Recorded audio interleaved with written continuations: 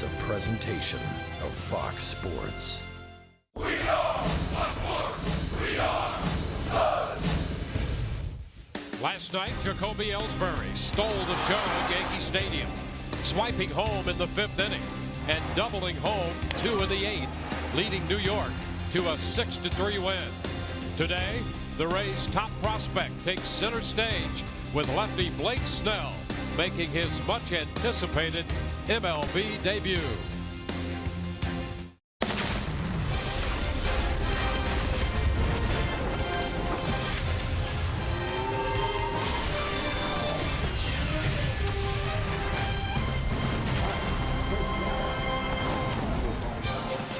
We welcome you to Yankee Stadium. This will be the middle game of a 3-game series between the Rays and the New York Yankees. It is a big day in the Bronx, in the Big Apple, for a young man from Shoreline, Washington. 23-year-old left-hander Blake Snell, top prospect in the Rays system, makes his Major League debut. Hi again, everyone, and welcome to an afternoon of Rays baseball with Brian Anderson, Dwayne Stats. Great to have you with us. Well, there's always a sense of excitement around a Major League ballpark. And when a young lefty, in this case Blake Snell, makes his Major League debut, it's something extra special. I mean, what a special day. Special day for the Rays' young lefty, a day that he will never forget. And for me, you know that the emotions are going to be running high today. So how quickly he can get those under control and get settled into the game, I think is going to go a long way in determining his fate. The stuff is there. The fastball, slider, curveball, a very good changeup. He's got confidence, swagger on the mound, but how quickly he gets settled in, that'll be the key. The last couple of years in the minor leagues have been special for Blake Snell. Todd Callis has more on all of that when we return. Let's go to Todd. All right, Dwayne, Baseball America's Minor League Player of the Year last year, along with USA Today, has never been in New York City before. Just moments ago, finished up his warm-ups out here at Yankee Stadium, right next to Monument Park, as he gets ready for his Major League debut. His dad actually had a prescient moment about how he would start in the big leagues. It's a dream come true. It really is. It's something I always thought would be like really cool to pitch in Yankee Stadium, and it was funny because my dad, about 2 years ago, was like, watch, your first start in the big league is going to be in Yankee Stadium. And sure enough, he was right, and I just don't understand it. His dad's actually coaching in a tournament up in Canada, unable to be here, but his mom is here. Other members of his family alongside as well from Washington State. We are 5 minutes away from the first pitch today on what will be a historic day for Blake Snell, making his Major League debut inside Yankee Stadium. He'll be opposed by Masahiro Tanaka. We'll have the first pitch and starting lineups right around the corner.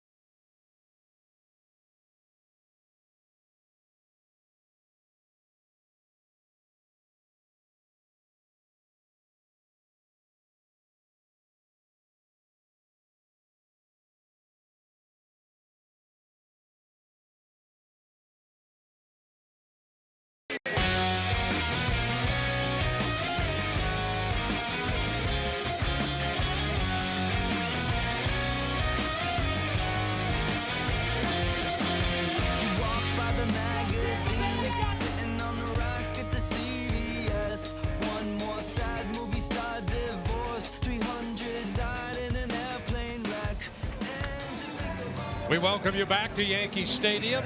Peek inside the Rays dugout. Blake Snell making the start. His major league debut in this game here against the New York Yankees. Rays dropped last night's game 6-3. They are 2-2 on this swing into the Northeast, taking 2 out of 3 from Boston and dropping last night's game. Snell will be the third Rays pitcher to make his major league debut in the Bronx, following David Price, who did so in relief in September of 2008. Bobby C. back in August of 2001. And now the lefty Blake Snell set to go to work against the New York Yankees. We'll take a look at the starting lineup for the Rays, presented by your Southern Ford dealers.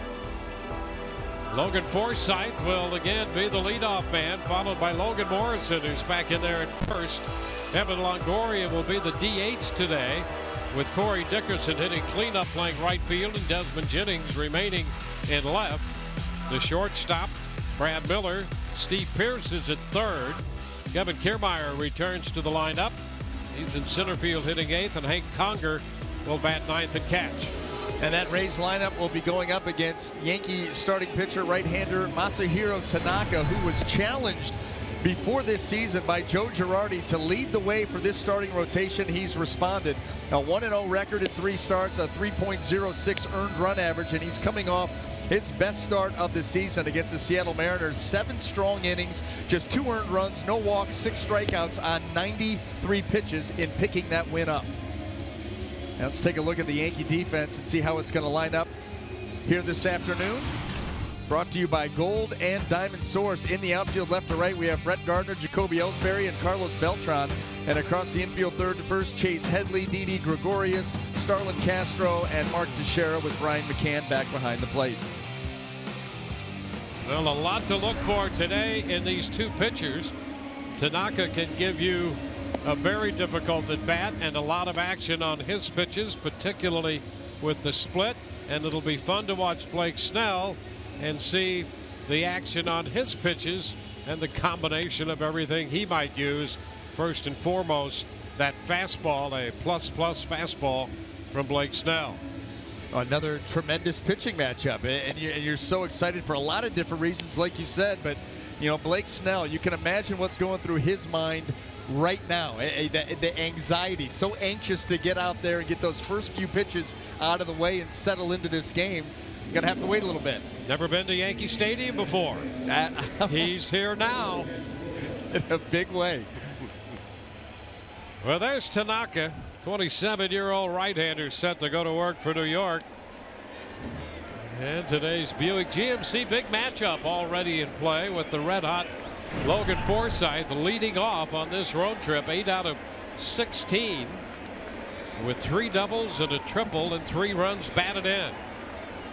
Logan had 2 hits, 2 runs batted in, and a run scored last night. And here we go. First pitch of this game is a strike call. We are underway. 62 degrees here in the Bronx right now, under cloudy skies.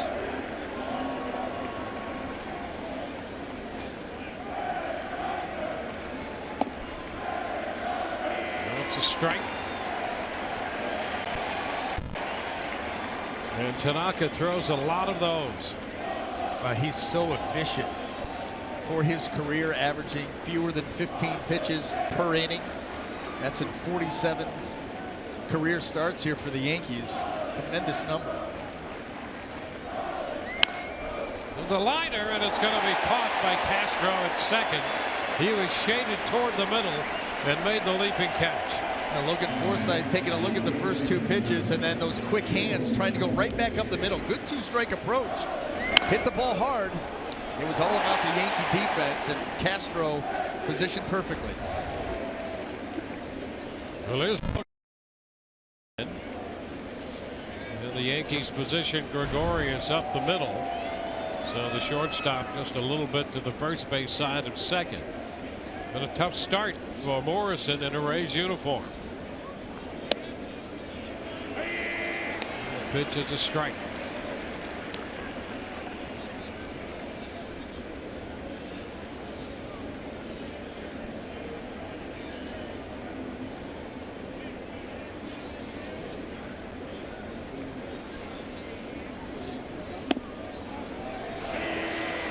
Just like that, Tanaka is in front of Morrison.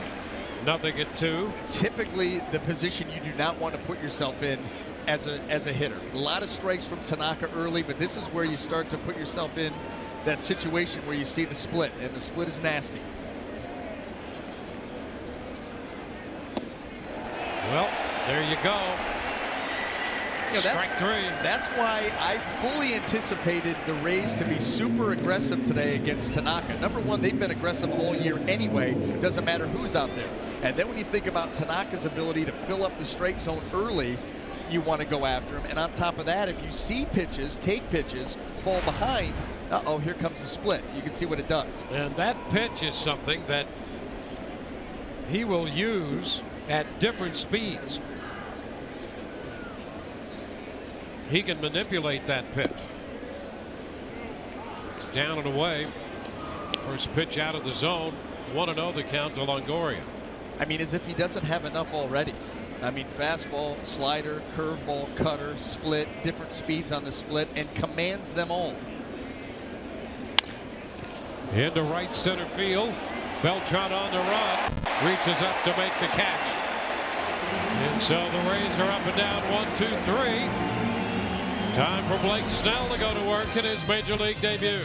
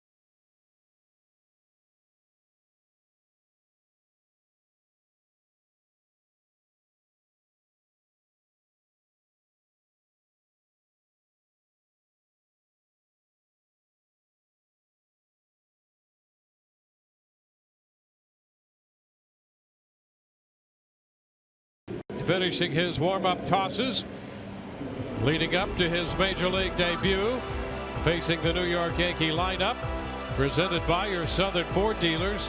Jacoby Ellsbury leads it off, then Brett Gardner, Carlos Beltran, Mark Teixeira hits cleanup, Alex Rodriguez the DH, then Brian McCann, Starlin Castro at second, Chase Headley hits 8th. At third, Didi Gregorius is at shortstop, batting 9th. Well, here are the Toyota keys to success for Blake Snell. Number one, deep breath. We talked about the emotions, the adrenaline's going to be running high. The key will be for him to get settled in early after these first couple of pitches. But that's what you want to do, control those emotions. First pitch, and there's a strike to Ellsbury, fastball, and his mother, Jane, right there, recording the moment. A strike to Ellsbury. And he drops that one in, the breaking ball. Well, and going back to those keys, that the first one, the deep breath, don't add. You know, there's that tendency to feel like you've got to be nastier when you get to the big leagues. You know, this stuff played well where it in the minor leagues, it'll still get guys out here. And the last one, compete. I mean, go out, compete. You know, the things we've learned about Blake Snell, a lot of confidence on the mound, swagger on the mound. Go out there and get after it. Keep the pressure on this Yankee lineup. Conger setting up away, and the count goes to 2-2.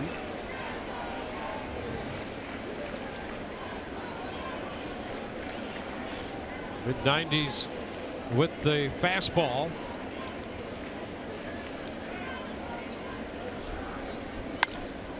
Fly ball, left center field. Kiermaier on the run. He's there with a little leap, approaching the track, and he makes the catch. So Ellsbury, the first out recorded by Blake Snell in the major leagues. Well, if you're going to give a ball in the air, you're a smart man to allow Kevin Kiermaier to run it down. Can cover so much ground. This ball hit well by Ellsbury, but you know you've got help out there. Well, it's .399 to the alley in left center at Yankee Stadium and Kiermaier. That's a good combo if you're pitching. That'll be Brett Gardner.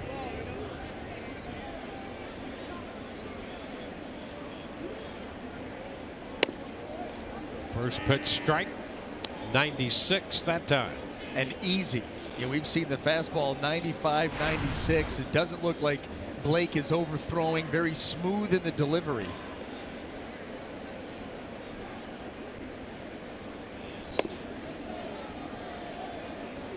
It's a ball and a strike. Ted Barrett is calling the balls and strikes, the veteran umpire, and the crew chief. And if he has a tendency, it might be a little bit to the hitters. He's going to make you throw a strike.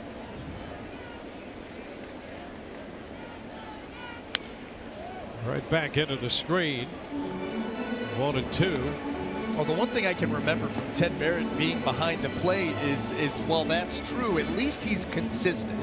So, you know, you don't always have to love an umpire's strike zone, but if he stays consistent, at least you know where you can and can't go if you need a pitch. Yeah, you'll find umpires who tend to be extreme hitter umpires, extreme pitcher umpires. He's not in that category, but you'd better throw a strike if you intend to get one. 2/3 of the baseball has to be on the plate.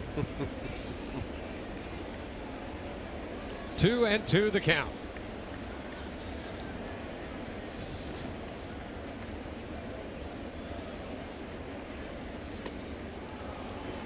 Too high with the breaking ball. Full count.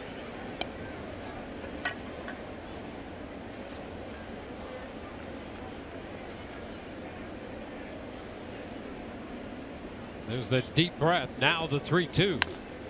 It's skied to the left side. This is going to be Miller, the shortstop. 2 gone. Well, that's a nice ability to have. And Dwayne, you mentioned it, the deep breath, a big pitch, and you're just able to come in with the fastball and overpower a good hitter with it.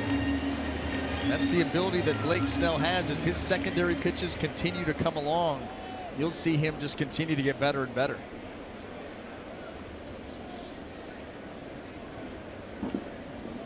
Carlos Beltran. He's off to a good start, the veteran outfielder, switch hitter. So .293 for the year for Beltran. He had a hit and a run scored last night. 2 balls, no strikes. Well, you've got Snell making his major league debut, and Beltran, who will be 39 tomorrow. Youth against experience right here. 3 balls, no strikes.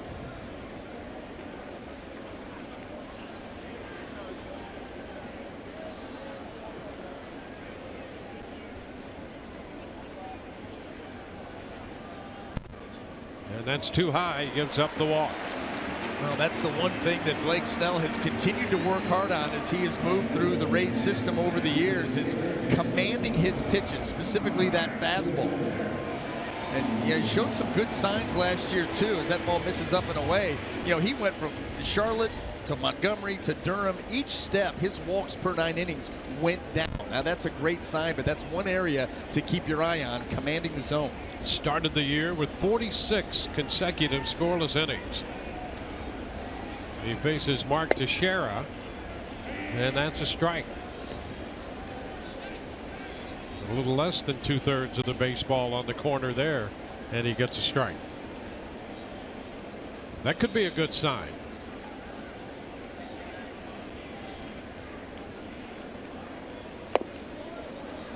0-2. Well, there's the changeup. You hear an awful lot about Blake Snell and his fastball, but he's got a very, very good changeup, good arm speed that goes along with it.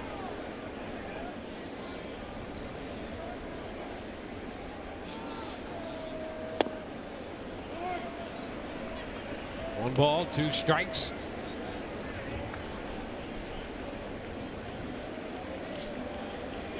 Rays down 1-2-3 in the first.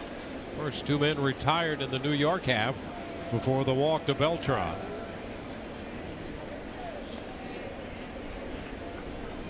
A ball, 2 strikes, the count to Teixeira.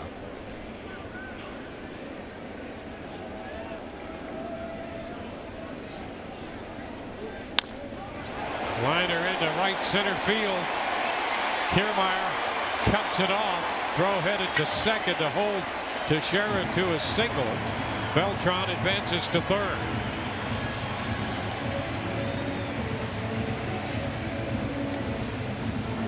Mark Teixeira just cutting down the swing.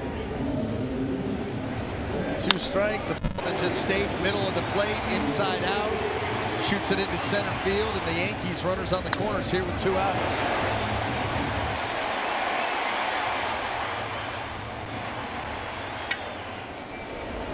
Now Alex Rodriguez. Blake Snell from Washington State.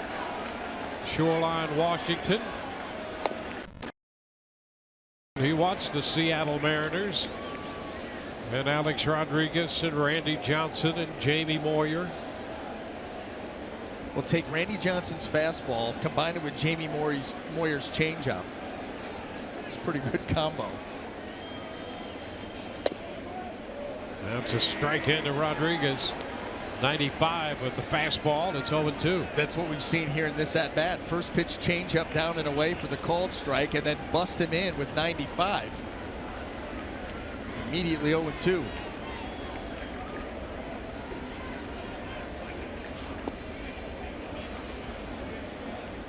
Came back with a breaking ball.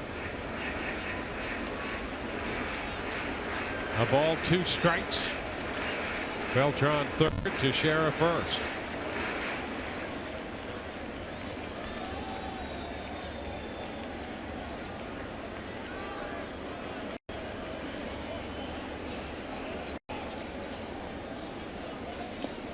And this one will get by Conger. And down the line from third, Beltran scores. Conger tried to block it, skipped through.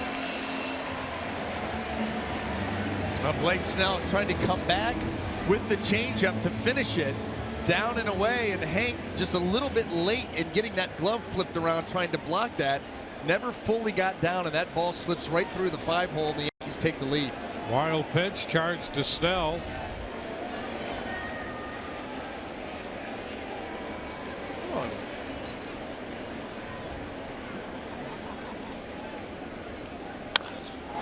High fly ball back into deep left. Jennings will go to the wall for it. Leap, and he made the catch. Desmond Jennings holds it in. Timing his leap with about a step, maybe a half step left. In front of the fence, he made the catch out there. 1 run scores on the wild pitch. A walk and a hit. Here's the catch by Desmond. And we'll go to the second. 1-0 New York.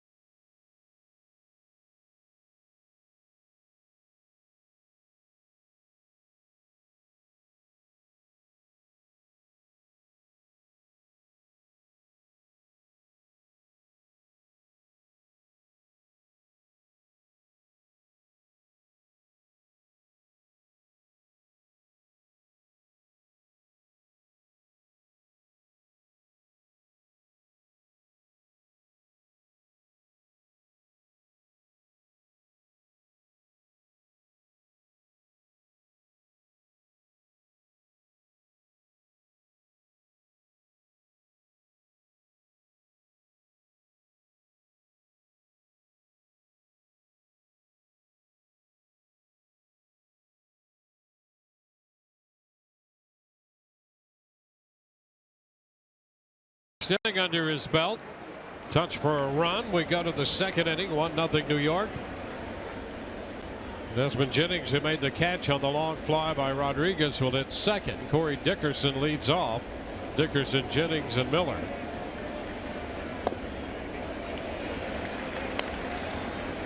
Bottom fell out. Strike one. Now he has that ability to do that. We talked about the fact he throws so many pitches, but he commands them all. So he has the ability to pitch backwards. Off speed early, fastball late.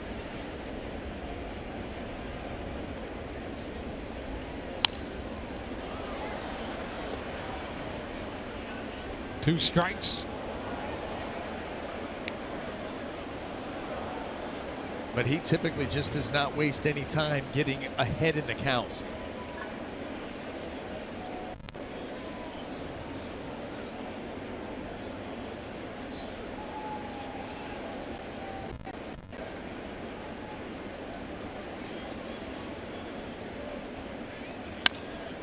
Ground ball. Gregorius up with it. The throw. Well, Gregorius could be interesting out there. Shortstop. He got off to a bad start last year. Really tightened things up as the season went along. He's been a little shaky in this series, and he got bailed out there by some good hand-eye coordination. That ball bouncing out of the glove. He's able to snare it out of the air barehanded and then make the throw. Here it is. A bit off the heel. Find it.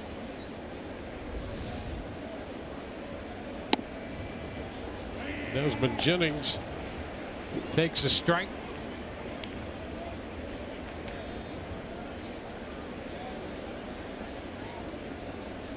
Desmond with a home run. Had a hit last night, a single and a stolen base. 1-1.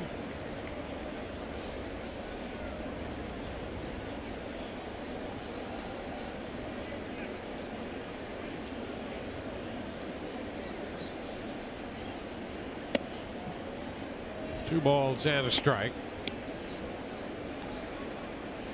Tanaka coming to the Yankees after 7 years pitching in Japan. He had over 1,300 innings in Japan. 2-2. It's kind of a double-edged sword in Japan. The season's shorter over there. He strikes out Jennings. Second strikeout for Tanaka.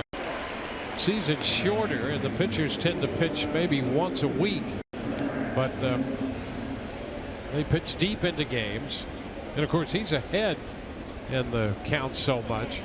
And the Yankees made a calculated signing with him, long-term deal, knowing that he'd had a lot of wear and tear.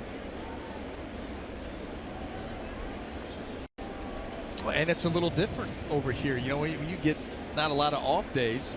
You're going to be pitching every 5 days. A little bit different than going just once a week, maybe not in the short term, but over the course of a full season, which, by the way, Tanaka has not put together yet. You know, 20 starts in 2014, 24 starts in 2015. You start thinking a full season in that 31 to 33 range. Got a little concerned with his elbow. He missed about 2 months in 14 with right elbow inflammation, a month and a half last year with forearm issues, which a lot of times are related.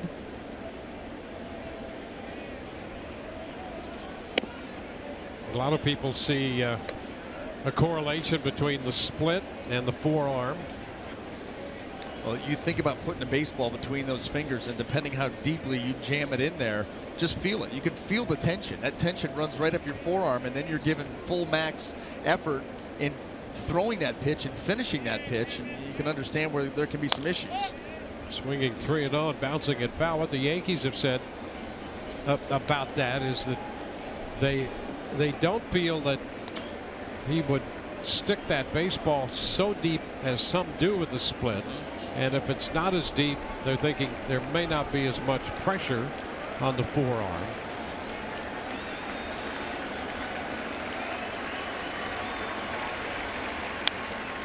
Well, I will tell you this. My sophomore year of college, I threw a split, and it's really good at getting a lot of strikeouts. It's a really nice pitch. But for the first time that summer, I had a little elbow discomfort. Had a pitching coach when I was playing for Team USA suggest maybe go away from the split, go to a circle change. Made the change, and then for the next 15, 16 years, never had another sore elbow at all. Interesting, huh? Yeah, very. 3-2, and it's skied straight away center. Ellsbury is there. 1, 2, 3. We head into the bottom of the second. 1-0 New York.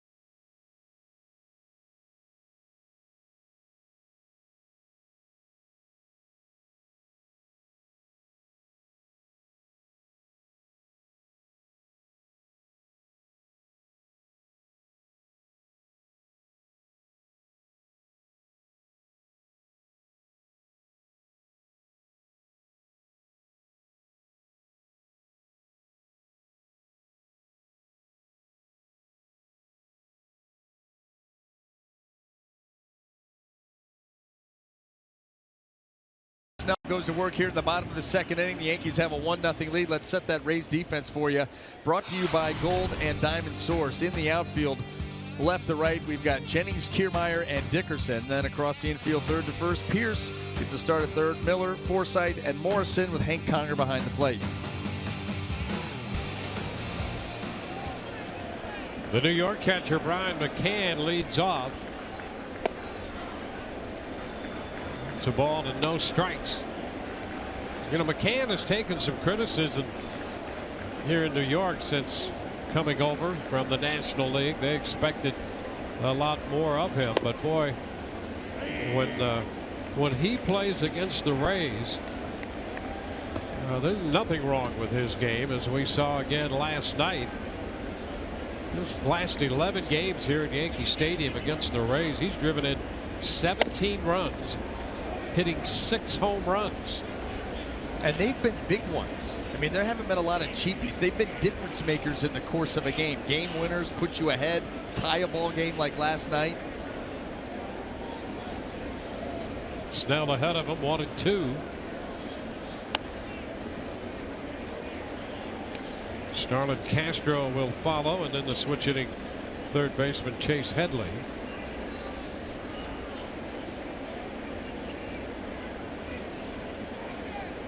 Oh, and strike 3 called on McCann. Boy, that might be the missing link, having Snell come in and pitch to him. Yeah. Well, setting him up with the fastball, the hard stuff, especially the one that was elevated, and then coming right off of that with this. Low 70s, big break, good depth on that pitch.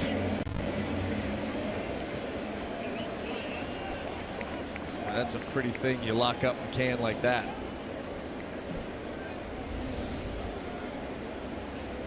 Starlin Castro.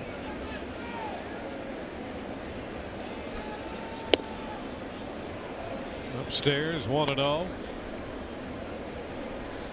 I haven't had a chance to talk with Snell about that breaking ball specifically, but the reports are that he uses the middle finger to get the spin. Sometimes that's big on that. What's your take on that? Well, you know what? I will say this flat out. If you're using your index finger to spin a curveball, go away from that pitch. It's not for you. It's the middle finger, because you think about when the guys that throw the spike curve, they take the index finger off the baseball. So you want that. You want the middle finger and the thumb to do the majority or all of the work. Get that index finger out of the way. You can lay it on the ball if you want, and you can also spike it, but you want that pitch out of the way. The grip between the middle, the thumb, and then rip it down. It's like pulling like a shade down. You get out in front and you're just pulling straight down over the front of that baseball, and you'll get that kind of break. Conger after this one running into the screen and out of room. 2-2 the count on Castro. I think what ends up happening is, Blake Snell throws his curveball with 2 fingers. He doesn't have a spike. And so sometimes you'll find yourself, as you're gripping the baseball, there will be pressure in that index finger holding on. You want as little of that finger being involved as possible. So you start to focus more on the middle, and that index finger just kind of lays that. Well, it appears that middle finger is dominant now, at least on a couple of these pitches we've seen. Full count. It's just a continual work in progress, with all of his pitches and commanding them, because the pure stuff is there. Now you're refining things. Where am I most comfortable? Where can I command this for strikes? Because that's the key in moving up the ladder, which he's done quite quickly. And a foul tip strikeout, getting Castro with the fastball. McCann looking. Breaking ball. Castro swinging on the fastball. Well, let's take a look at that grip. Yeah, well, right here, this is the key. You've got that middle finger right on the seam. You want the least amount of pressure in the index finger, and you want that middle on the seam ripping down over the top, creating that, basically it's reverse 4-seam spin, where the 4-seamer spinning backwards. This is spinning over the top. It almost gives you the illusion of the same pitch until it just is gone. Chase Headley takes the second pitch upstairs. It's 1-1. Saw a study done on 4-seam fastball spin and then a good over the top curveball spin, and you can hardly tell them apart initially. Until it's too late. That's right. And that's why, you would get some guys, you think about Sean Estes in the National, had a good over, but when it would come out of his hand, there was a little hump. So hitters could see, even though it was a very good pitch for him, and he could still rack up, tons of strikeouts and very successful with it. But there was that little hump that was a giveaway. When you're able to throw that 4-seamer and it comes out same plane and then starts to drop, I mean, that's a good luck with that pitch. And then you think about fastball 95, that curveball we saw to McCann 73. It's a big change. 1-2 to Headley. 2-2.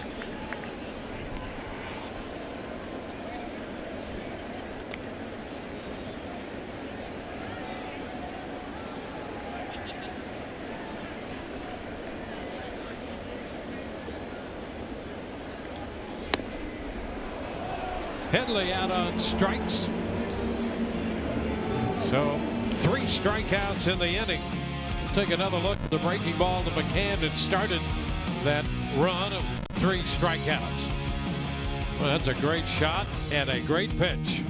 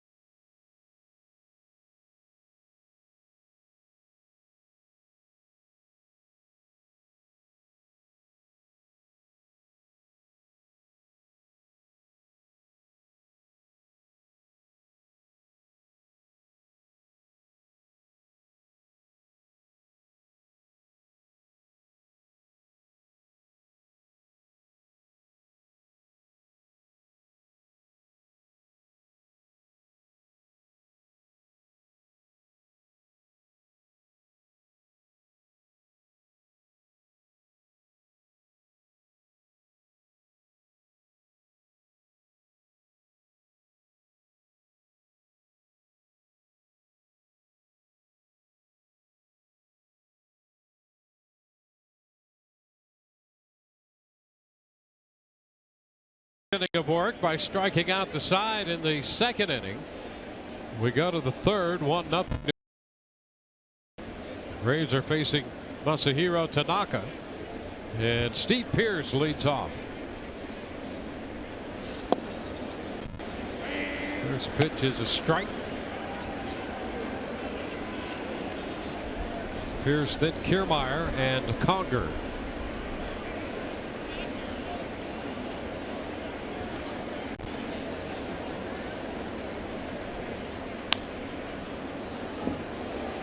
Oh, 2.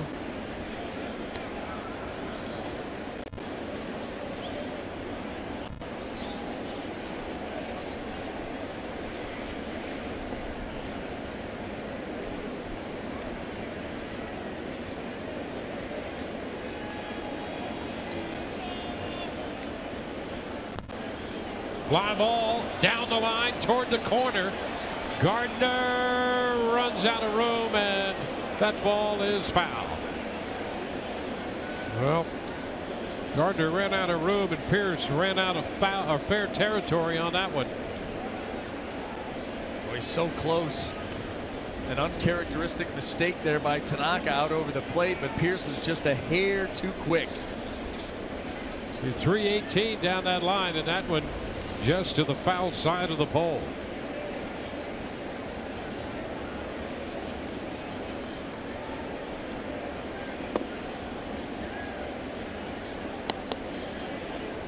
A ball, 2 strikes.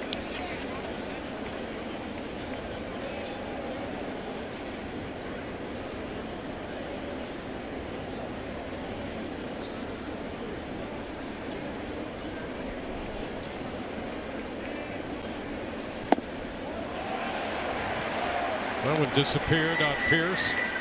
When you talk about Tanaka and his command of the strike zone, we've already seen it here in the early going, working the ball in to just in off the plate, away, just off the plate. Watch his head. Watch his head in his delivery. Simple mechanics, the head never moves. He throws around his head, and that's why he can command the ball like he does. Third strikeout for Tanaka. Now Kevin Kiermaier. A ball inside. Kiermaier with a couple of career at bats, and that's it against Tanaka. He's 1 for 2 against him.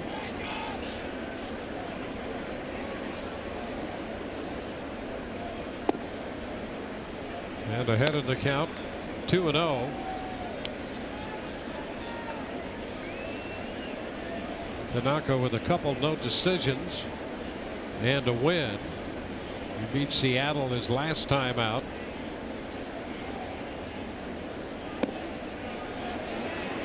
Two and 1.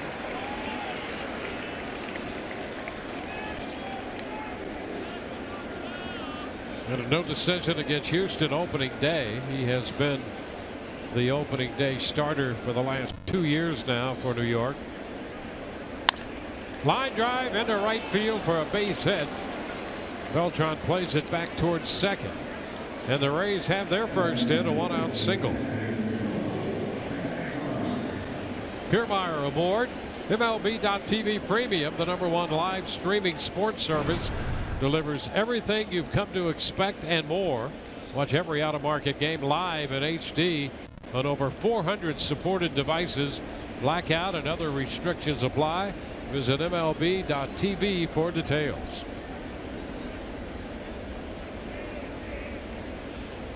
Hank Conger. Kiermaier back in at first.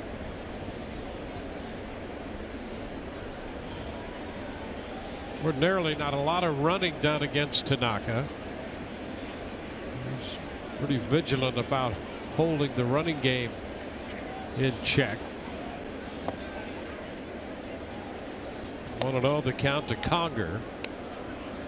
There were only 3 attempts against Tanaka a season ago. 1 successful. He had 3 pickoffs. Quick to the plate.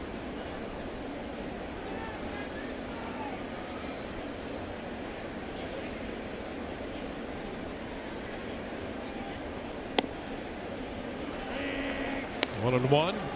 Kevin Kiermaier is a perfect example that it's not just all about foot speed and getting to top speed quickly about stealing bases. I mean, he's still a work in progress as a base stealer, despite the fact that he's got great top end speed and a quick burst. Got to get jumps, got to read, good technique.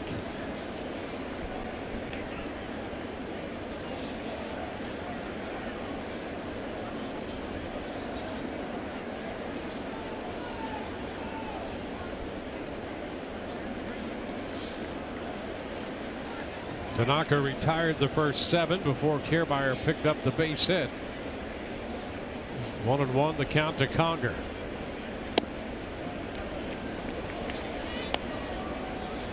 Two balls and a strike. Conger, switch hitter, had a good year at the plate from the left side last year with Houston.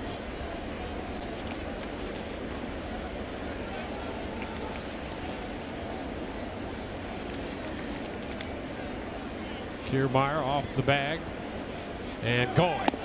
Cut and a miss. Throw down, and he is safe at second base.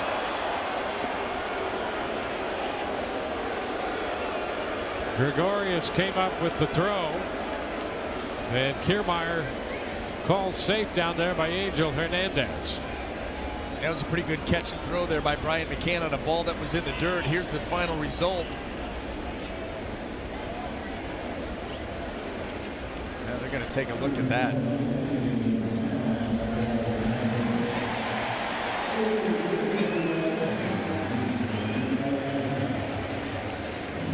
So Ted Barrett goes over there along with Angel Hernandez, putting on the headsets. And they'll take a look at that play at second base.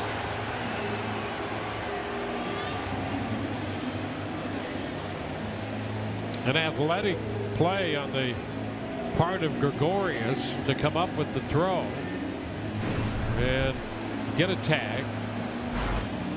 The question is it clear and convincing to essentially overturn a call? Well, you know what's interesting? Watch this shot right here. Kevin Kiermaier's foot looked like it's going to get to the bag, and it does not. Gregorius' foot keeps Kiermaier's foot from the bag as the tag was applied. They take a look at that. You see that foot of Kiermaier up against Gregorius, the tag being applied, and it not yet to the bag. I think this is going to go against the Rays. Well, he was going to be there. It's just that his foot got hung up on the foot of Didi Gregorius.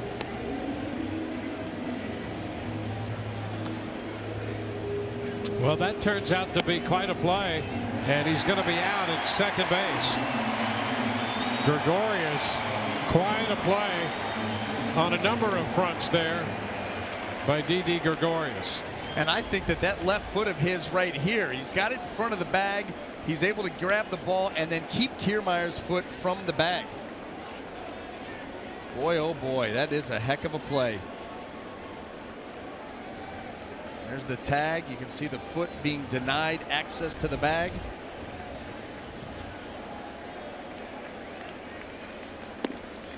Conger takes ball 3 low.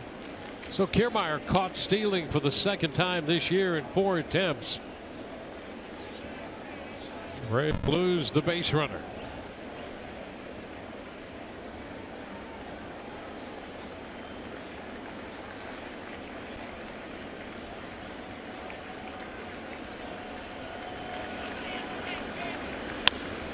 Fly ball into right. That'll send Beltran to the track. He's going to have room and makes the catch. Nobody left. A caught stealing. 1-0 New York.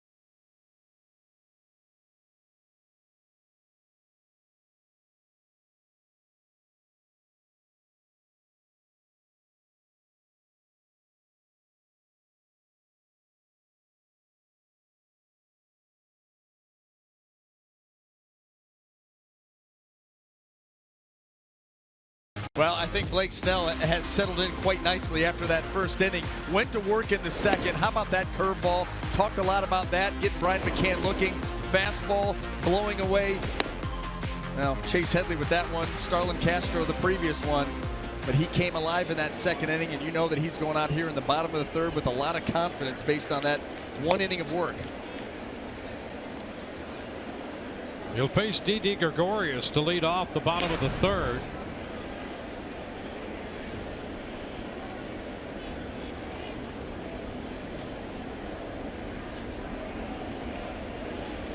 Ellsbury will follow, and then Gardner.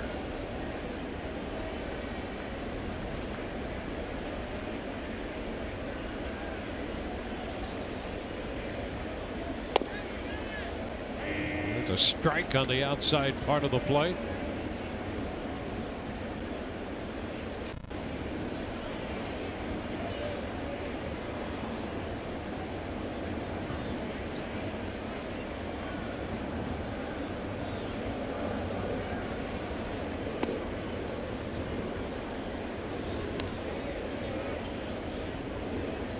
A 1-ball, 1-strike count.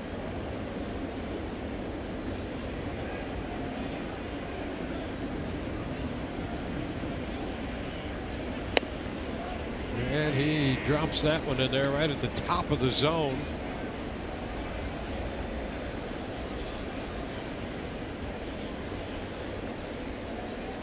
Ted Barrett liked it.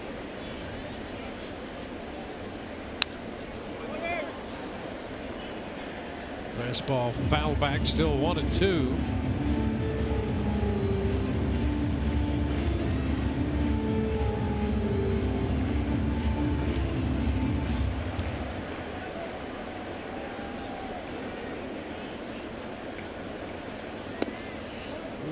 Close. Down a bit. Not an easy at bat for Gregorius. Left on left. You're talking about a 20-mile-an-hour difference in pitches during the course of this at bat, and all around the strike zone. Oh, that would have been very nice there. Boy, how do you? A little off, and he did not chase. Yeah, that's how did he not chase? I guess you just get locked up and you're just capable of swinging the bat, because that was a pretty good put away attempt by Blake. Fly ball left center. Kiermaier waiting already. One away here in the third. Our Toyota inside look, and we'll take a look inside the notebook on Blake Snell, 52nd overall pick out of the 2011 draft. And as we mentioned at the outset, top prospect in the Rays system. Last year's minor league player of the year, 15-4 with a 141. Started in A-ball and A, AA, AAA. He's pitching at AAA Durham this year, and now making his major league debut in New York today. Starts his second time through the order. This for the breaking ball high to Ellsbury. One out, bases empty.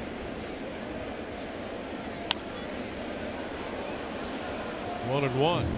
See Snell wearing number 4. That was his favorite number coming up through youth baseball. He's wearing number 11 in the minor leagues, but that number was taken already here by Logan Forsythe. 1 and 2, and so he's got 11 on his shoes. Not his size. Well, it could be his size. We haven't checked that. Number 11 on his shoes there, but wearing number 4. I like the single-digit look. See that very often with the pitcher. 2-2. Well, Jamie Nelson on the Rays coaching staff had number 4. He's gone to 44 now.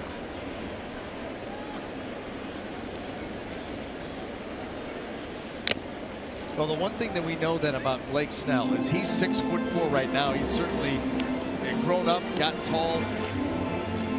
Must have been small coming up through youth baseball, because typically the numbers 1, 2, 3, 4 are in that small, then 5, 6, 7 medium.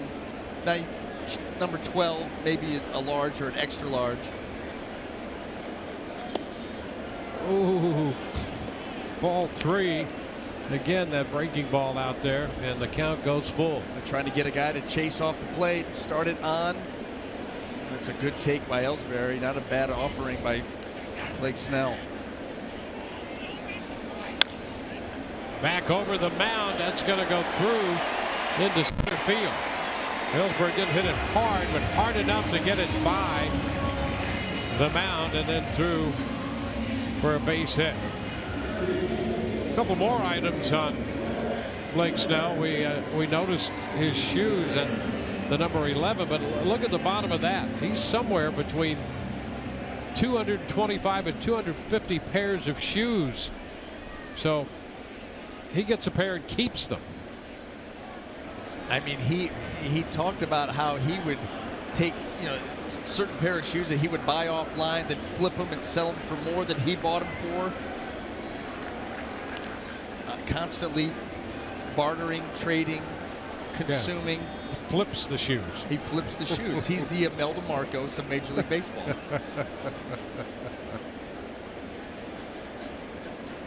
Well, here's Brett Gardner.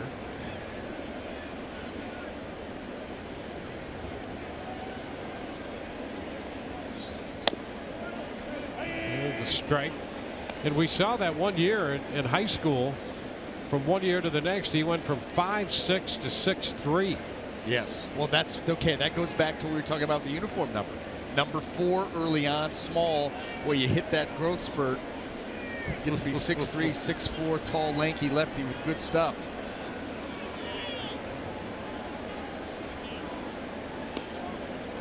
Blocked out in front of the plate. Conger's not going to make a throw.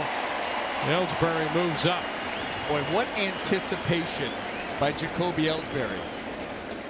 You saw what he could do last night, the straight steal of home. And then right there, seeing the ball in the dirt early, and Ellsbury was off and running. Watch him, watch him. Secondary lead, and he's gone. Second wild pitch charged to Snell. That first wild pitch when Beltran scored, something you'd really love to see a catcher block back in the first. Back to the mound. Snell with a low throw to first. And holding at second, Ellsbury. He checked him and then turned and went to Morrison at first to get Gardner. And let's hope that that was just a little case of the hurry-ups there. Yeah, that's exactly what that was. Anytime you get a ball hit back to you, you're like, ooh, this is an out, this is an out. You've got to make sure you do not rush your throw. Look the runner back. You're also stepping uphill. And you're stretching out the right lat of Logan Morrison. Now Carlos Beltran. He looks at a strike.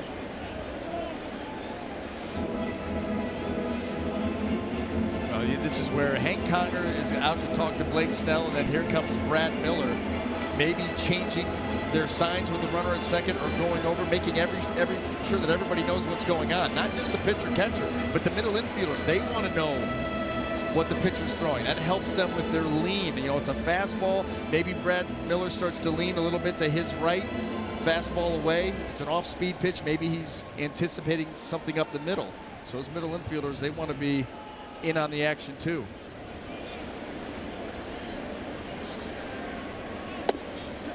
He comes in to Beltran, and he did go. Ben May confirming down at first. 2 strikes.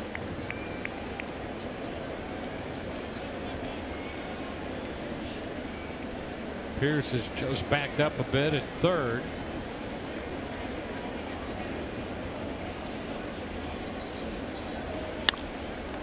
Fly ball center field. Kiermaier shading his eyes to make the catch. Base hit. The man left on base at second. No runs, 1 hit and 1 left. Blake Snell through 3 innings. 1-0 New York.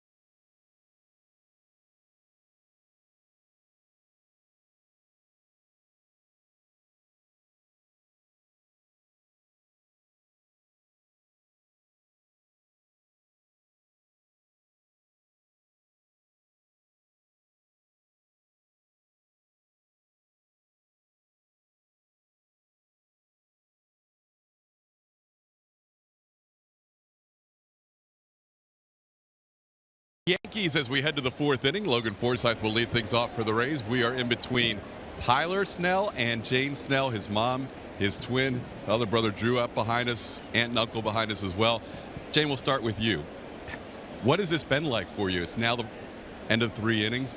Are you a little bit better now than the first pitch? Yes, definitely. That first inning was a little wrenching. It was a little tough, but now he's settled down and he's pitching very well. When you sit here and watch him make his major league debut, is this the realization for a lot of people that are sitting around us of a dream? You know, we all knew he would be here more than likely because this is what he lived for. This is what he does, being a lefty. And I have to give him kudos to his dad. His dad is a great coach and had great mechanics as a pitcher himself. So, yeah, we all kind of had a feeling he would get here. His dad, Dave, unable to make it. Tyler, I don't know if anybody knows him better than a twin like you. How are you doing in that first inning? Doing great. I knew it was just a matter of time before he got out of it. Get his nerves calmed down, and yeah.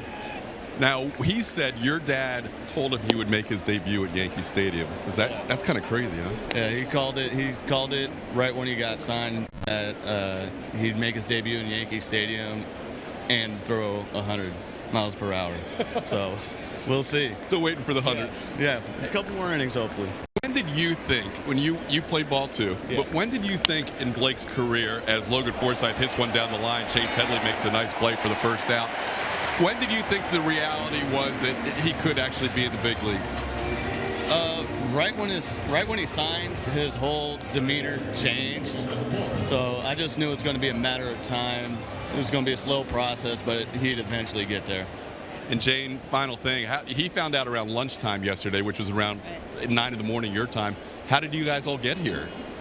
You know, I cut hair for a living. I own my own business, and his dad texted me, and I didn't get the text, and I didn't reply. So his dad called me. I said, he goes, did you get the text? I go, no, what? He goes, he got called up. And the night before, I had just told Dave, I said, you know, I saw in the article he's supposed to against the Yankees at Yankees. They were going to bring him up, and he goes, no, not till May. And then, sure enough, he got called up. It was great. And you guys grew up Seattle Mariners fans, and here he's facing A-Rod. Yes, that's a little surreal. Yeah, I was hoping if he didn't get called up now that he'd be in Seattle in May. So actually, this is awesome. Well, it's great to have you guys here.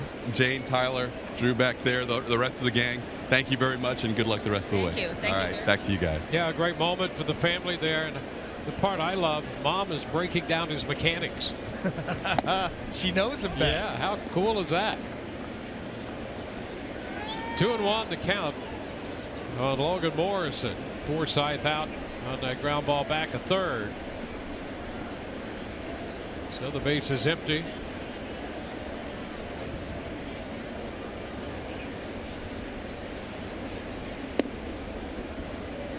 Three balls and a strike.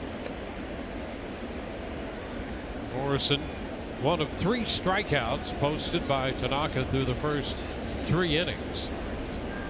And now 1 out, nobody on in the 4th.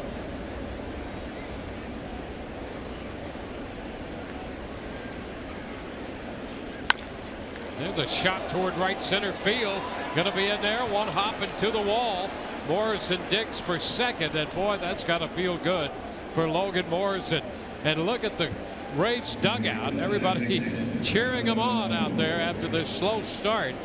And Morrison a couple days ago said he had made some changes in his approach to start the year, and he was forgetting all of that, going back to his old stance. Well, let's hope we see a lot more of this. Well, the 3-1 count didn't hurt either. And so Tanaka, you force him out over the plate, and he had a little bit of elevation to it. Good pitch to hit, and he took full advantage. Maybe get it rolling from here on out. Picks up his first extra base hit of the year. And here is Evan Longoria.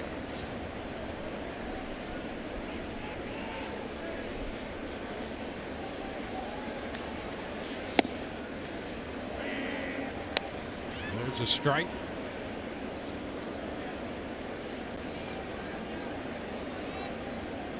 Evan lifted a fly ball to Beltran in right field in the first.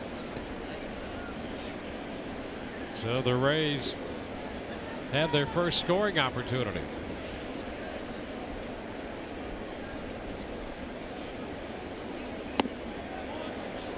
Oh, 2. Evan 1 of 9 in his career against Tanaka, and down in the count 0-2 right now. He's been good though with men in scoring position so far this year. 4 out of 12.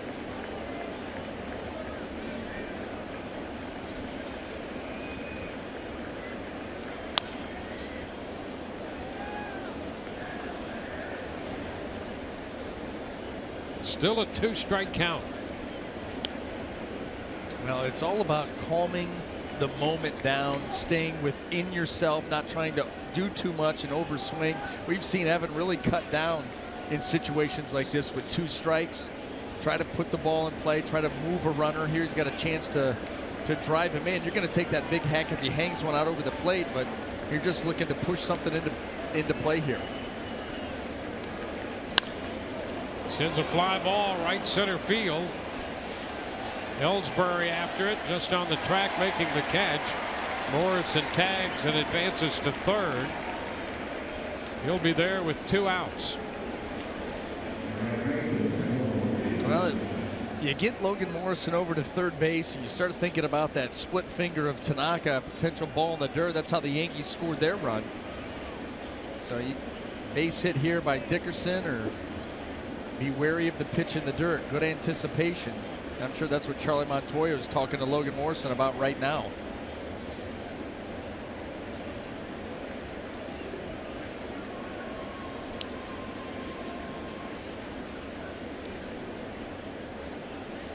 So Morrison at third, and here is Corey Dickerson.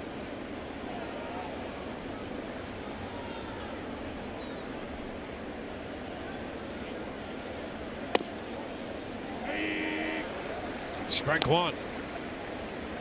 How about the jump in velocity? 94, a big spot here for Tanaka. Big spot here for the Rays.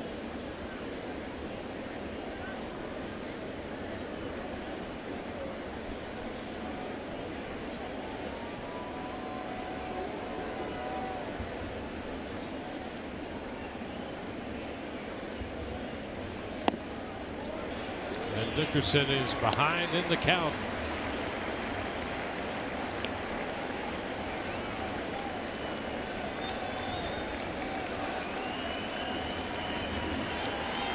Rays had Kiermaier aboard in the third. He was caught stealing. Morrison with a double here in the fourth. He's at third base with 2 outs.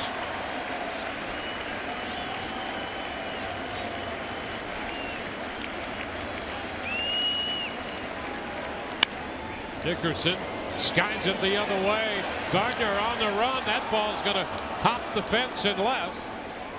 Dickerson in at second with a double as he gets Morrison home to tie this game. Opposite side this time, and he drives it over Gardner's head. Well, he took advantage of a mistake. Tanaka's been working down in the zone very effectively. Watch this pitch. Up, stays up. Well, when the pitch is up and away, all you have to do is extend, and you're going to make contact. And Dickerson is strong enough to get it out over the head of Gardner. That pitch is down. You pound it into the ground. The inning's probably over. Dickerson's 5th double. His 7th run batted in. Here's Desmond. Jennings out on strikes his first time. Pitch is low. A pair of 2 base hits. The Rays with a run.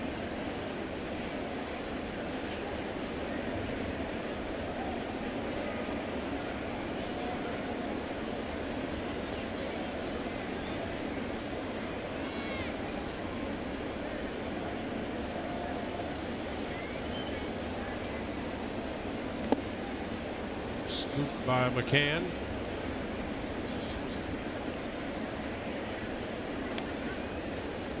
Those last 2 pitches, Tanaka trying to overcompensate for leaving the ball up to Dickerson, really trying to keep the ball at the bottom of the zone, and he spiked 2 in a row.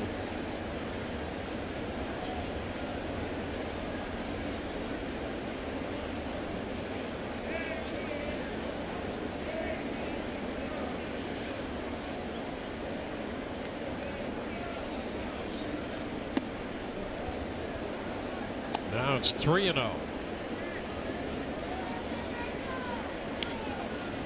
The pitch down.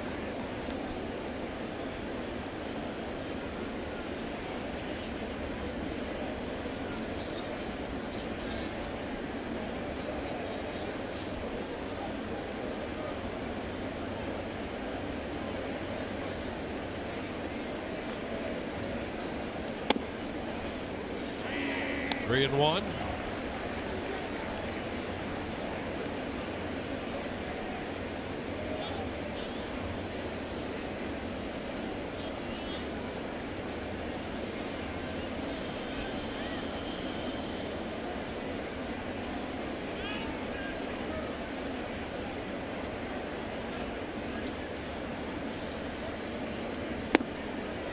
And a walk.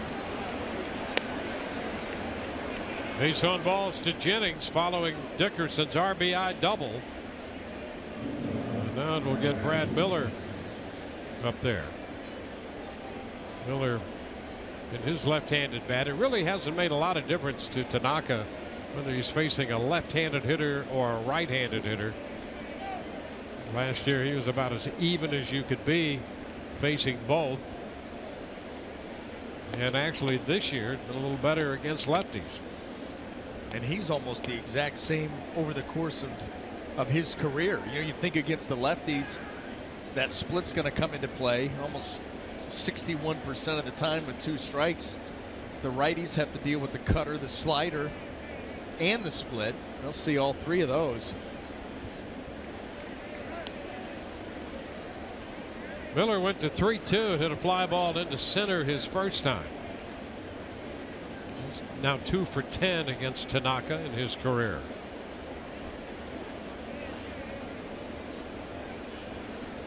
Rays with a chance to grab the lead.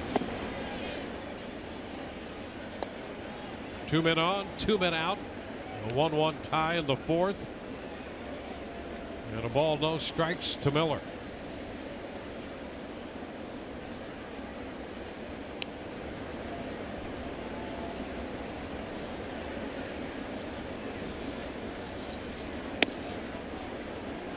Tanaka misses high. So he's behind in the count, 2-0. Command a little bit elusive here for Tanaka. The Rays have been able to capitalize, take advantage of that. He continues to give them these hitters counts.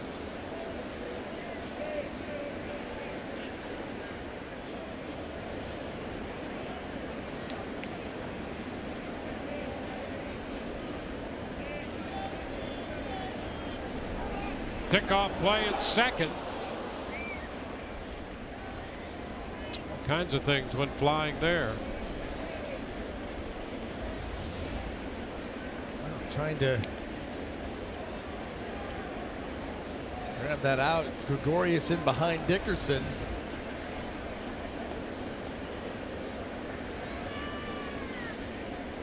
We get the feeling here watching how Tanaka is pitching, just not real confident right now in what he's trying to do, picking around the strike zone, trying to steal an out with a pickoff at second base. He's in a bad count.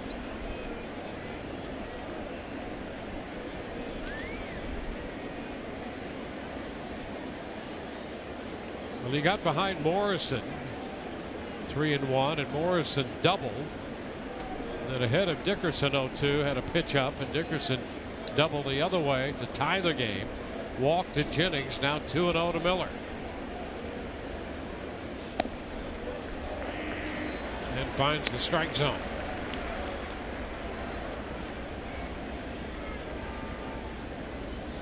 Yankees scored a run in the first. The Rays have one in the 4th.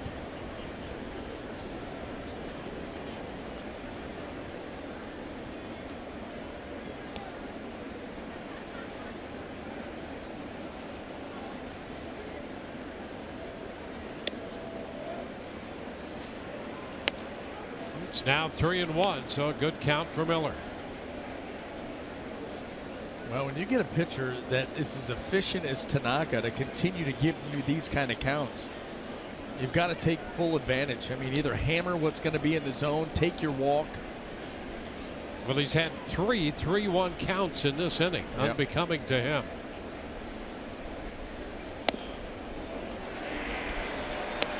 3-2. Well, 2 gone, and the runners at first and second will be off and running on this 3-2 pitch. And the trail runner Jennings, good speed over there at first.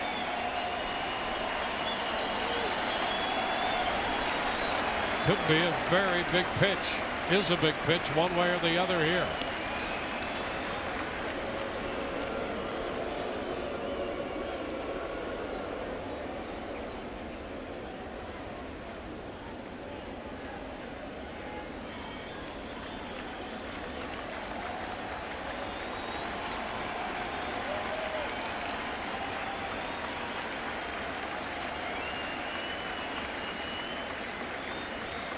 Three-two, and Miller is out on strikes. Rays get a run, lead 2.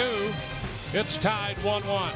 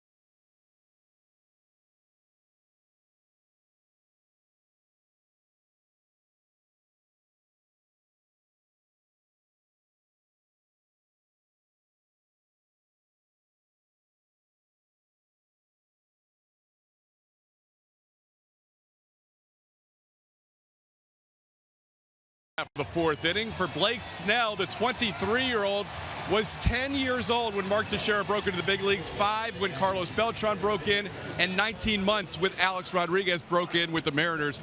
Here is Snell about facing a guy who used to play for his favorite team. Thought about A-Rod, because he was with the Mariners back in the mid-90s, later 90s, and he was always one of my favorites. Him, Griffey, those are like my favorites. So to be able to face him, hopefully tomorrow, is kind of surreal. I don't know how to go about it, so it's exciting though. A-Rod put a scare into Snell in that first at bat, and he'll face him as a second batter this inning, guys. And he faces Mark Teixeira, who singled in the first. Takes the pitch low, so it's Teixeira, then Rodriguez, followed by McGann. It's 1-1.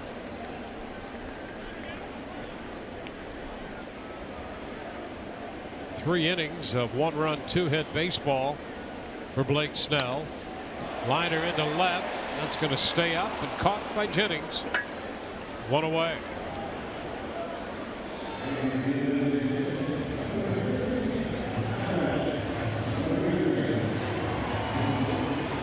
Alex Rodriguez heads to the plate. Today's Cold Hard Facts brought to you by Clean Crisp Coors Light. Well, there you go. 689 home runs on the all-time home run leader list.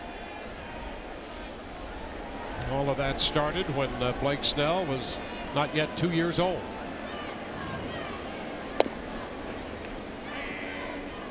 Alex Rodriguez takes a strike.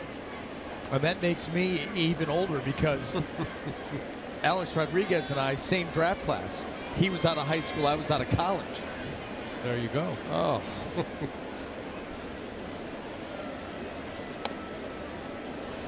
The breaking ball.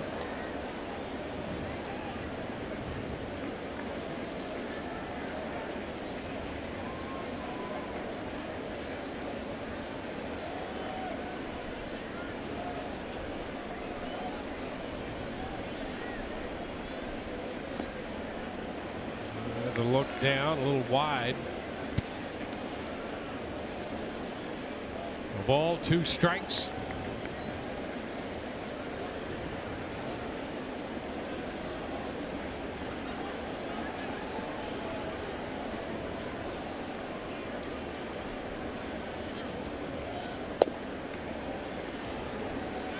Looking for that outside corner.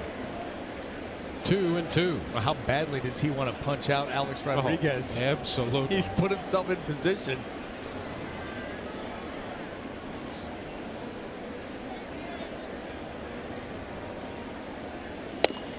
Well, they got him that time.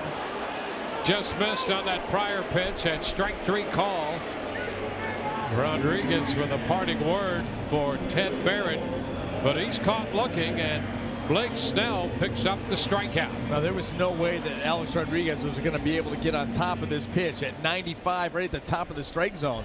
So he takes it, expecting that to be called a ball, asking Ted Barrett, but it was right there. There's Brian McCann. And he drops a breaking ball in there. He got McCann looking at a breaking pitch in the second.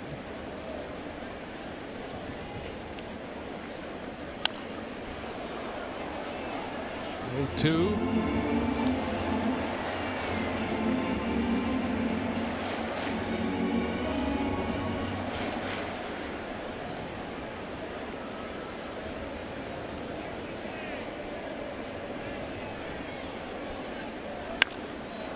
Fly ball opposite field toward the corner with some carry, and that ball is foul. Well, the way McCann has hit the range, especially here at Yankee Stadium, you're concerned anytime he hits anything that's close to the wall here, because he's been so good. So that's just a long foul ball the other way into the left field corner, and the count is still 2 strikes. Well, he punched him out on a curveball looking in the first at bat, and he's set up if he wants to go back with another curveball. 0-2. That fastball was elevated. He can play that curveball right off of that.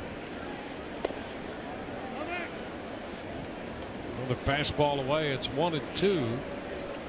And that's a show fastball. I mean, Hank Congner was nowhere near the strike zone. You're just seeing if Brian McCann will chase something off the plate, and if he doesn't, it sets up your next pitch.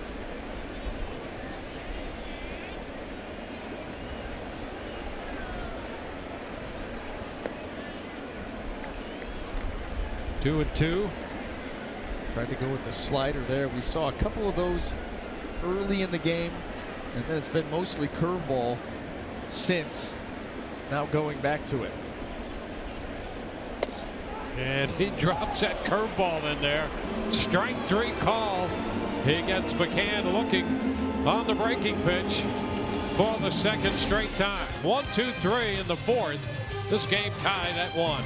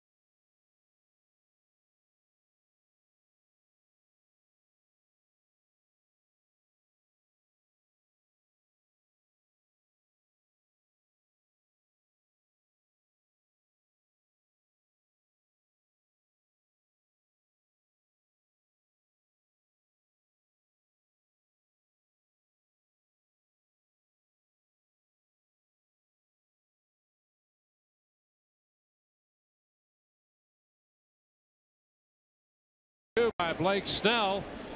From $2 kids to $2 dogs. Senior special to Student Rush. We've got something for everyone each night of the week.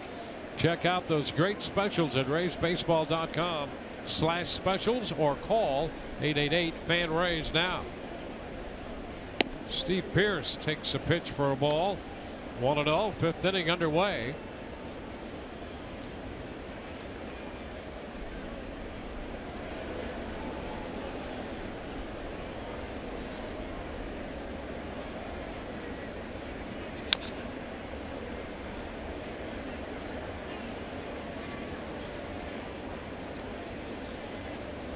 Pearce is one of 4 strikeouts recorded by Tanaka.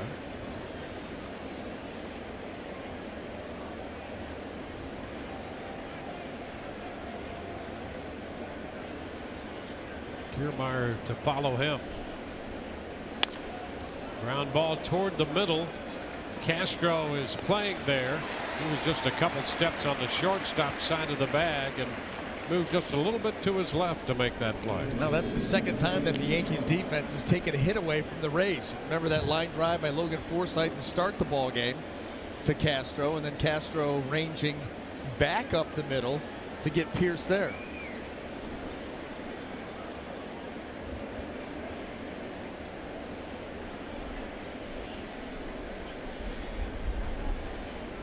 Homer.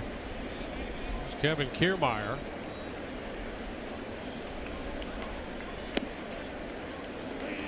Strike one.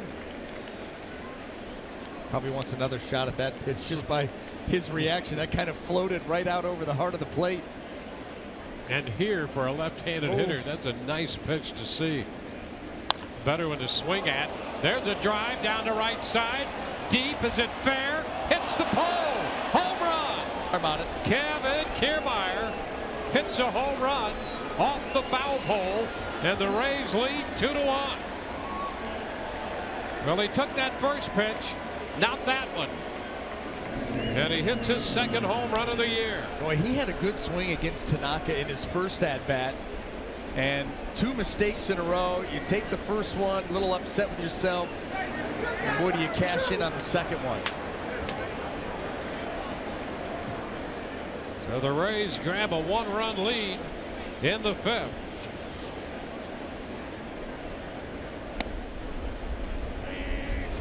Strike to Conger.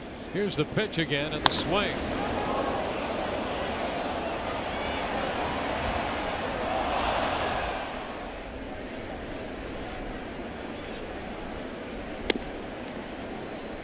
One and one to Hank.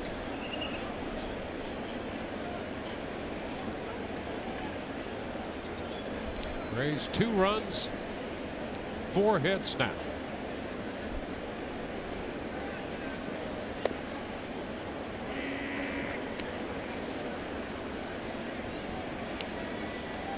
We used a pair of doubles from Morrison and Dickerson to tie the game in the 4th. One swing of Kiermaier's bat in the 5th gives them the lead. Conger is out on strikes.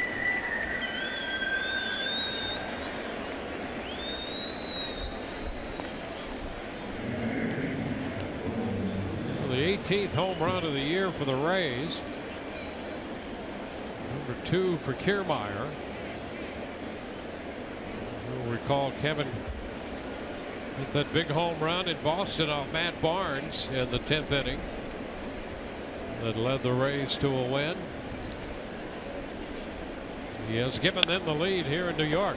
Down to third, glove by Headley in the throw. Boy, what a play.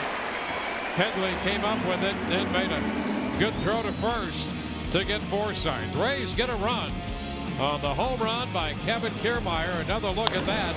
Right down the line and off the pole. Middle of 5, 2-1 Tampa Bay.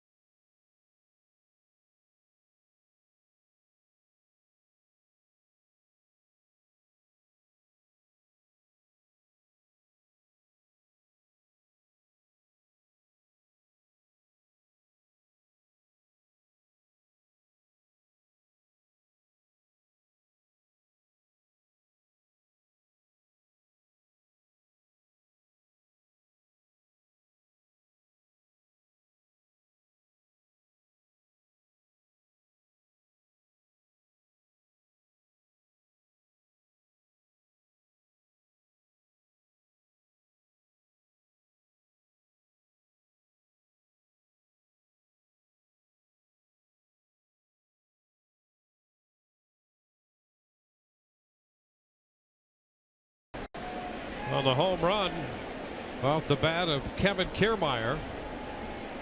Starlin Castro opens the bottom half of the 5th for New York.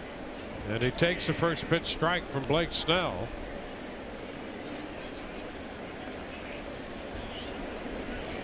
Snell has retired 10 of the last 11 men he has faced.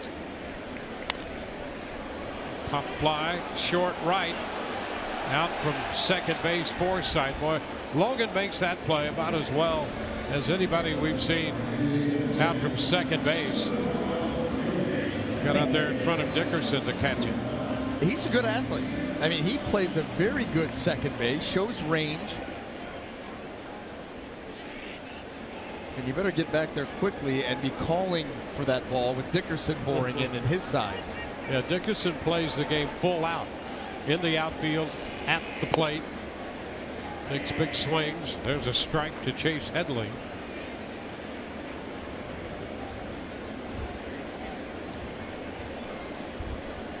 Headley, one of 5 strikeouts recorded by Snell. 1-1.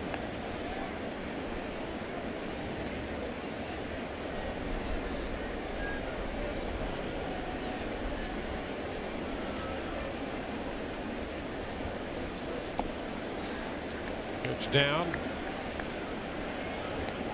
Fastball there, runs the count to 2-1.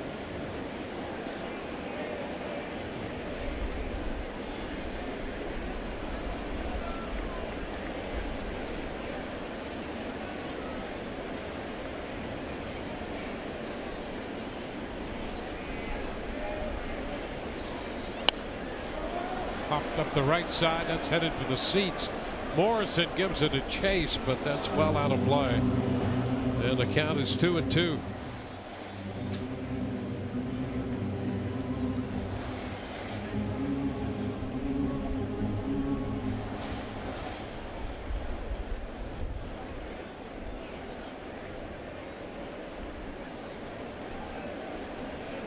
Major League debut for Blake Snell today here at Yankee Stadium.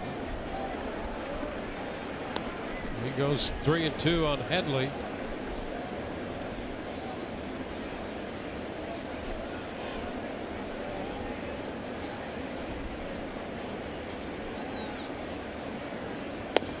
And he gets him to chase. Strikes out Headley. So 2 up and 2 down in the 5th inning. Well, today's Geico great moment. David Price made his Major League debut at Old Yankee Stadium 2008, and in 2011 Matt Moore made his first career start in New York, pitched 5 innings and struck out 11 in that one. 2 outs into the 5th inning. Blake Snell making his Major League debut at Yankee Stadium against Didi Gregorius to foul one away. Strike 1. Rays hold a 2-1 lead now.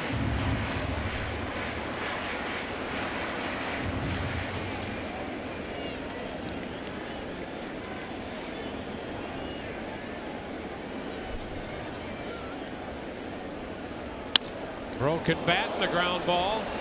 Miller bobbles it at shortstop. That's an error on Miller.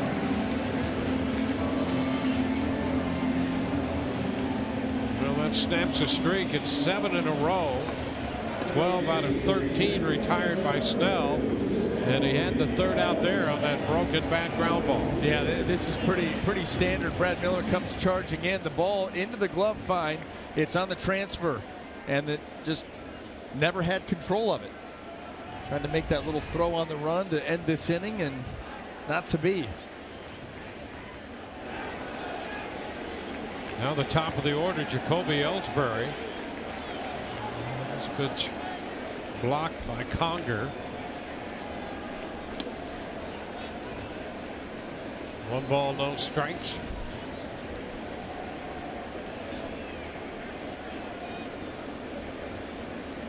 Ellsbury singled in the 3rd.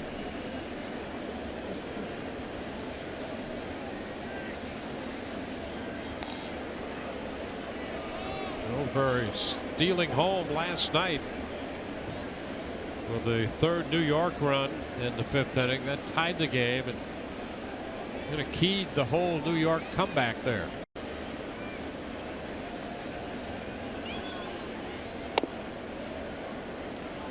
Fastball off the plate away. 2-0. Well, Blake keeping his eye on Gregorius over at first base. The Yankees lead Major League Baseball in stolen bases. Hank Conger behind the plate has had his issues with base stealers. Keep your eye on him and be quick to the plate.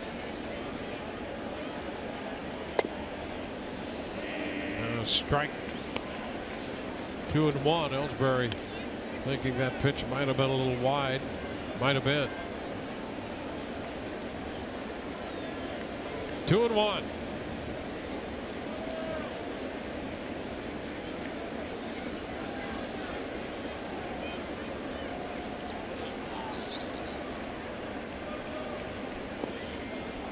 Conger keeps this one in front of him. Yeah, that's 2 in this at bat, and 2 big blocks and good hop behind the plate by Hank, because you know the guy down at first base, Gregorius, we've already seen Jacoby Ellsbury taking second base on a ball in the dirt. You block it, keep it close, be ready to throw in case he takes off. You know he'd love nothing more than to get in a scoring position here with 2 outs.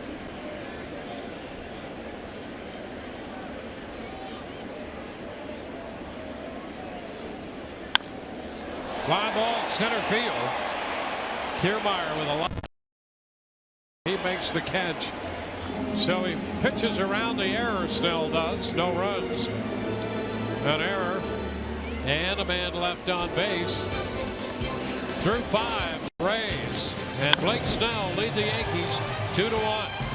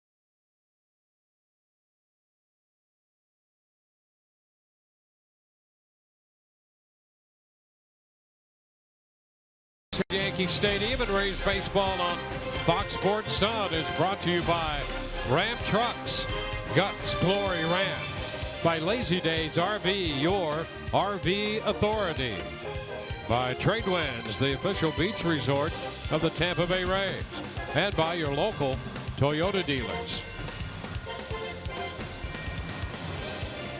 In the Bronx, and a great debut by the young left-hander Blake Snell. 5 innings. The Rays lead it 2-1, and Logan Morrison leads off the 6th.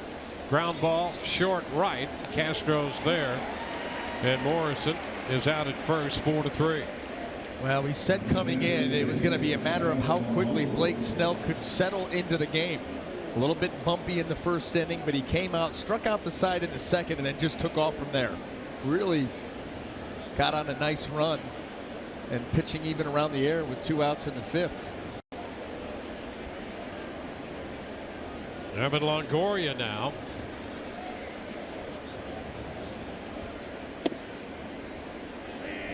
The strike. Well, when you think about this start, for Blake Snell. First major league appearance comes at Yankee Stadium. And he's settled in.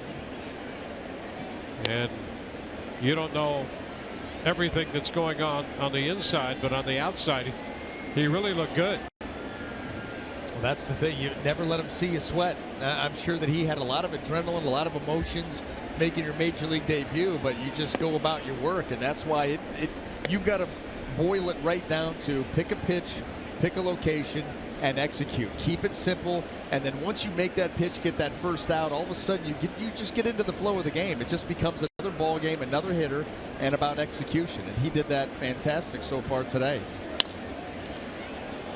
Longoria into center, and there's Ellsbury to catch it. 2 gone. Well, we'll take a look at the afternoon for Blake Snell. 5 innings. Well, this was the Yankees able to take the lead on that changeup that got in the dirt, and then Alex Rodriguez would put a scare into everybody's. That ball got deep, and then after that, Blake Snell would go to work. Second inning, a leadoff punch out of McCann. Starlin Castro, good luck with that fastball. And then how about this, Chase Headley? Yeah, he understands right away that was not a good pitch to Chase. Not at 95, and he would just roll from there.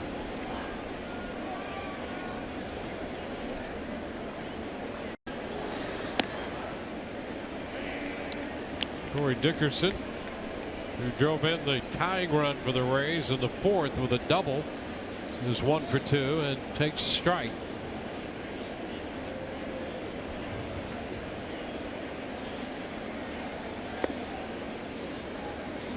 One and one. 2 runs, 4 hits for the Rays. A run, 2 hits for New York.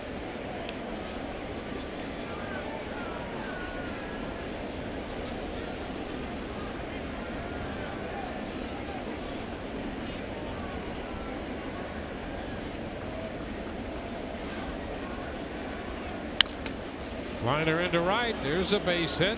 2-out single for Dickerson. He's 2 for 3.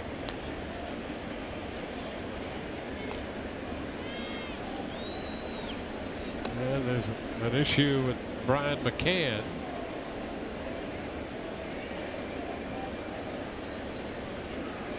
So they'll take a look at McCann.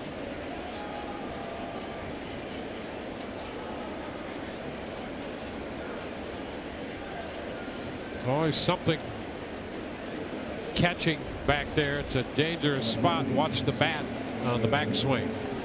Wow, that caught him flush.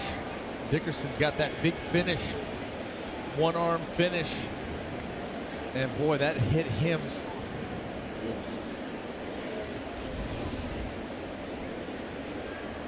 Check to see if everything was still in alignment there. Yeah, a lot of times on those backswings, there's a tap or a graze. I mean, he got clocked right there. Desmond Jennings takes the pitch inside.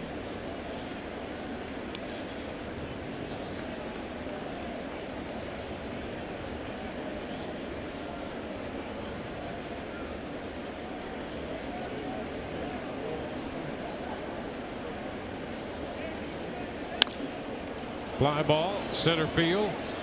Ellsbury grabs this one. Base hit, the man left. We're headed into the bottom of the 6th. 2-1 Rays.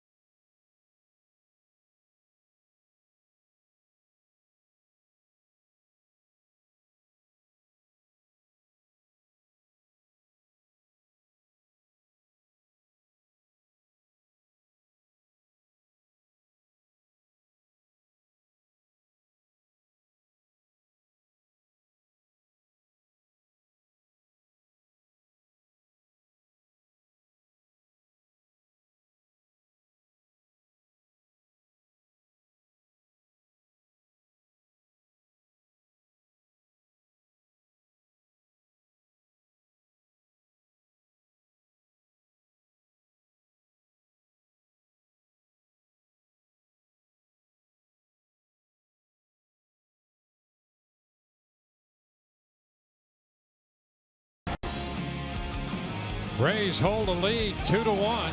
Blake Snell making his major league debut. Works 5 innings. That wild pitch allowed Beltran to score in the first. And that was pretty much it. The rest of the way beyond the first inning, he gave up just 1 hit.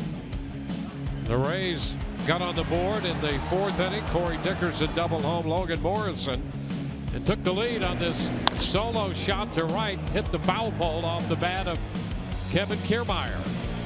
So the Rays lead 2-1. Moving into the bottom of the 6th. Yenny Romero will replace Blake Snell. I find this move interesting in the sense that a lot of times you start a left-handed power pitcher, you don't bring in a left-handed power pitcher right after that. You go with a different look. But with so many lefties in the lineup and the fact that you've got Beltran and Teixeira, you can keep them on their weaker side hitting right-handed. This is the move that Cash makes, and it makes sense. There's a strike to Brett Gardner.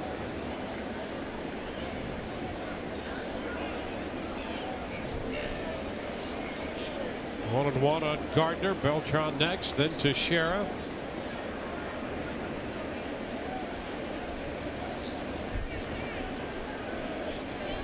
And a bunt attempt, and right back into the mid of Conger.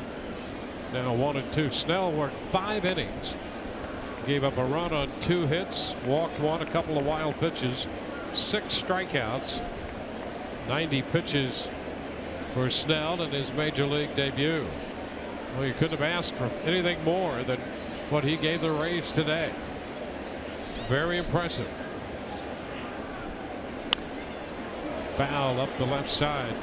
Impressive in the poise he displayed on the mound. We talked about it last inning. You don't know what's going on the inside, but boy, from this point of view, young man, major league debut, pitching in New York, Yankee Stadium, very poised out there. So an impressive outing. The ground ball up the middle, base hit into center. Yankees put the leadoff man on base for the first time in this game. Brett Gardner, down in the count, he's got a short swing, very quick with his hands. He's facing a tough lefty. He's got 2 strikes, and watch it just very quickly goes right back up the middle, and you get the leadoff runner aboard that has some speed.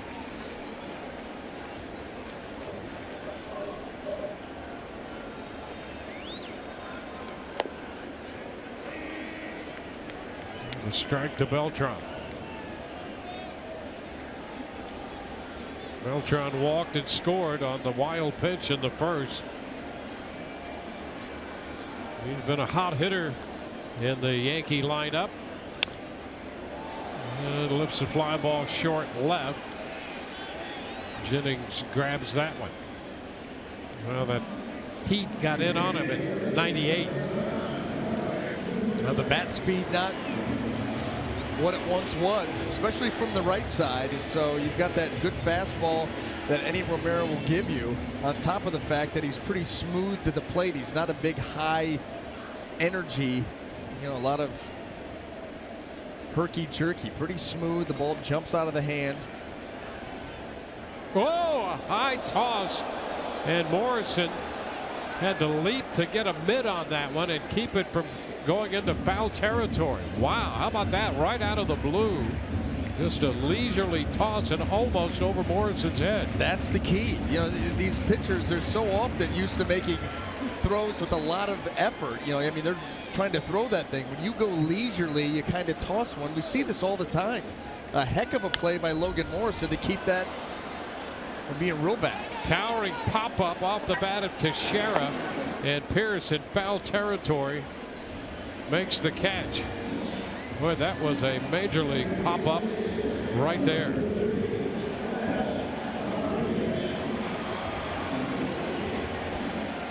A couple of other impressive things about Snell, certainly what he did on the mound, but in his conversation with Todd, he gave a lot of credit to his pitching coach at Durham, Kyle Snyder, and one of the pitching coordinators for the Rays, Dick Bosman.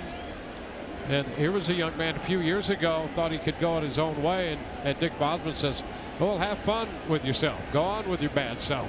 That's right. And finally, Snell came and said, you know what? I think I can learn something from you. Oh, another high toss over there. Stop it. By Romero. Just leave that guy alone over there. If that's what you're going to do, you just try to be quick to the plate. Yeah. Leave that one in your pocket. Yeah, I'm telling you. Yeah, that's a little scary on a couple of occasions there. The other impressive thing about his outing was his mom, Jane, breaking down his mechanics. And his mechanics are good. I know he's going to be fine. How about that? Yeah. Well, listen, moms, they take a big interest in the career of their sons, and especially baseball out there. Why? She's been watching him pitch for how long? Yeah. She's got those mechanics down. Yeah. Pat. What they should look like. Should have had her sit up here. For yeah, exactly. She could have broken it down. That'd been great. Well, you know what that's like. Oh, I mean, your mother, well aware. Yes. Across the board, she's well aware. Yeah. And whatever you do, she's well aware. And pitching is a big part of that. And there's his mom right there. Tweety. Yeah, she's sending out that final line. Social media there. Swing and a miss. Runner goes. And the throw will skip through into center field.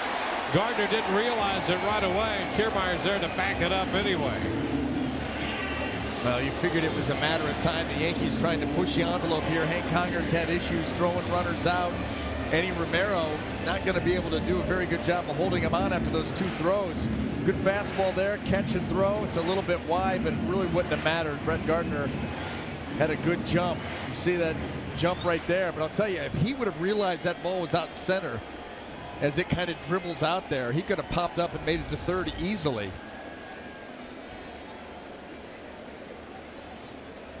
So 2 strikes to Alex Rodriguez. And a cut and a miss. Romero strikes him out, stranding Gardner in second. We're going to go into the 7th. It's 2-1 Tampa Bay.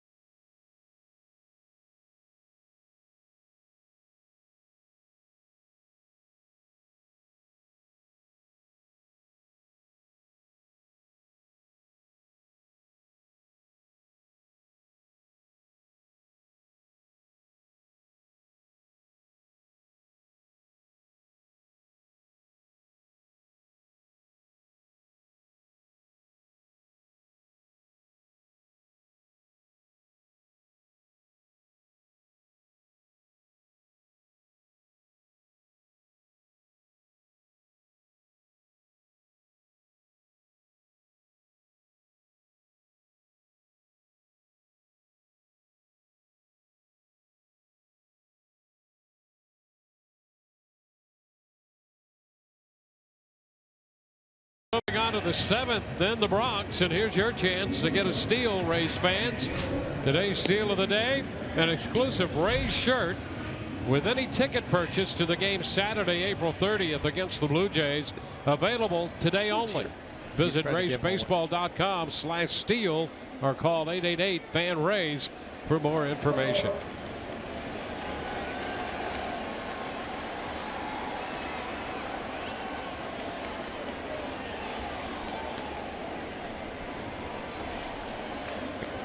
Tanaka through 6 has allowed 2 runs, 5 hits. The Kiermaier homer the difference. Brad Miller leads off. Fouls it, strike 1. Steve Pearce next, and then Kiermaier.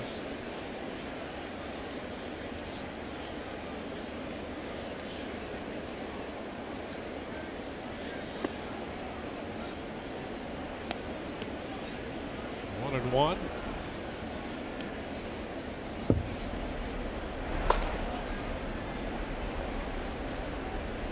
Action in the bullpen for the New York Yankees. Jason Shreve throwing.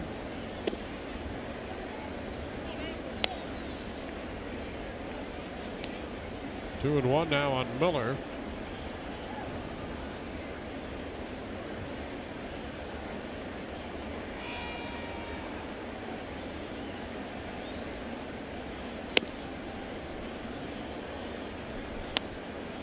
Three and one.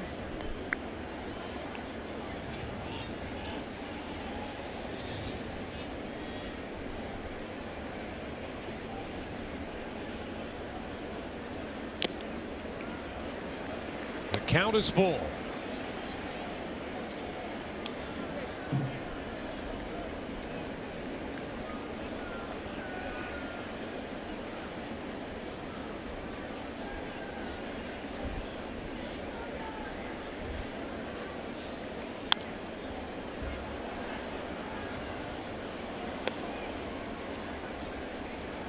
Rays had a base runner, Kiermaier, in the third. He was caught stealing. A couple of doubles and a run scored in the fourth. The home run from Kiermaier in the fifth. Dickerson's single in the sixth. 5 hits off the right-hander. And a full count to Miller, and he is out on strikes. Second time Tanaka has fanned Miller. Here's what's coming up tomorrow on Rays Live, the pregame show presented by your Gulf Coast Honda dealers. Todd Callis. That's right, that's Todd, and he will tour Monument Park. And we'll hear from Drew Smiley, who will be on the hill. So don't miss Rays Live, the pregame, and a tour conducted by one Todd Callis.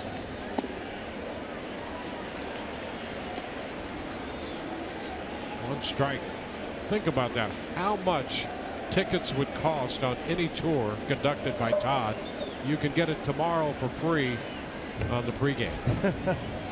I know I'll be watching. Yeah, I'm going to watch that for sure. Get all our pregame work done, settle in, and wait for the Todd tour, Monument Park.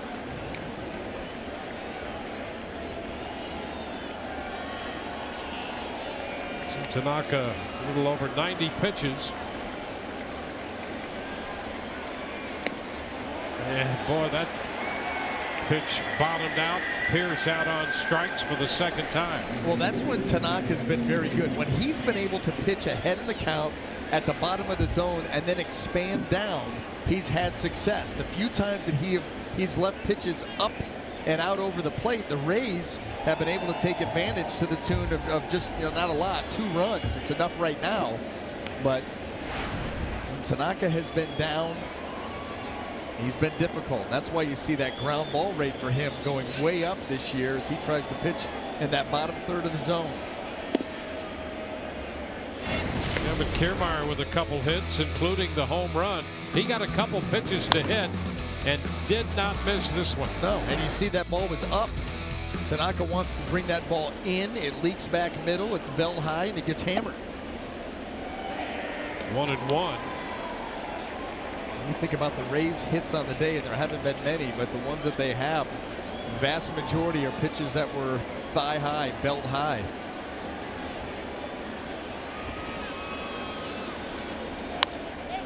Ground ball down to first. Teixeira backs up, foot race to the bag. Tanaka there in time. 3 up, 3 down, go the Rays. Middle of the 7th inning from New York, 2-1 Tampa Bay.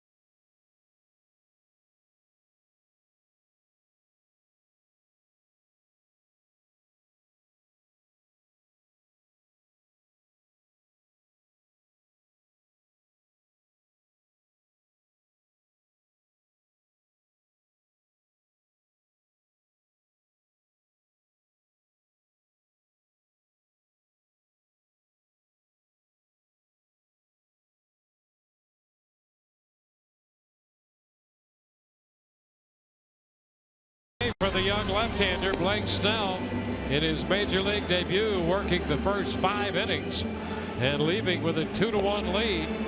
Kevin Kiermaier's home run in the 5th inning accounting for the 2nd run. Corey Dickerson a double homer run in the 4th to tie it at 1. The Rays now lead 2-1 with New York coming in to hit in the bottom of the 7th inning. Well, Blake Snell from Shoreline, Washington, grew up watching the Seattle Mariners. People like Ken Griffey Jr., Randy Johnson, Jamie Moyer, and yes, Alex Rodriguez facing him twice today. Got him on that fly ball deep to left in the 1st and got him looking in the 4th. Not sure the Snell family could have scripted this one any better with the outing turned in by Blake Snell today. He was impressive. He was very, very impressive, and he did it, you know, basically for the most part it was the fastball, the curveball. We saw a changeup or 2. I mean, a couple that come to mind, a couple of sliders, but for the most part it was the fastball curveball combination that was able to work so effectively here this afternoon.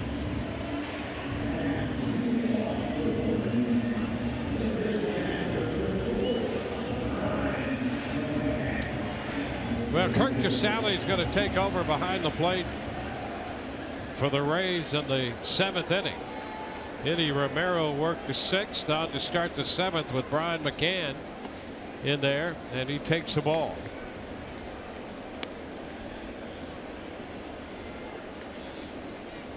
McCann twice struck out looking against Snell. 2-0. Romero came on, gave up a base hit to Gardner in the 6th, left him on after he had stolen second base. And now McCann is up 3-0 in the count. The day of lefties. Xavier Cedeno loosening. Ooh, ball 4. Well, you don't want to start walking people. A 4-pitch walk to McCann. Now Starlin Castro. Jim Hickey trotting to the mound. Got to get Enny back into the strike zone, give Xavier Cedeno time to finish off getting ready so that he can come in if need be. But you're right. I mean, that's why back end of the bullpen guys are typically pretty good command guys, because they're coming into close games. You cannot afford to put runners on, make them earn their way on, especially in a ballpark like this. And you know, that's another thing that Snell accomplished today. In all 5 innings, he retired the leadoff man. Yeah. Boy, that swings the percentages of the inning in your favor. Now the 6th and 7th, the Yankees have put the leadoff man on. Here's Castro. Pitch way high. This is the first time this season, really, that we've seen Enny Romero get out of his delivery just a little bit. You know, they've simplified things for him, but it's well documented. Out of the stretch, he's been smooth, deliberate, right to the plate, but the last few pitches really starting to flail a little, overthrowing. Up again. So that's 6 in a row to start the inning out of the zone.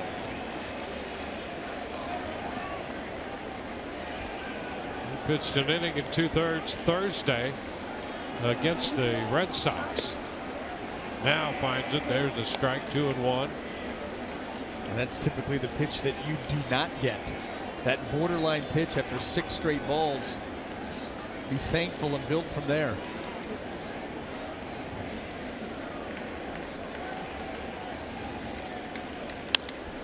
Popped up, short right.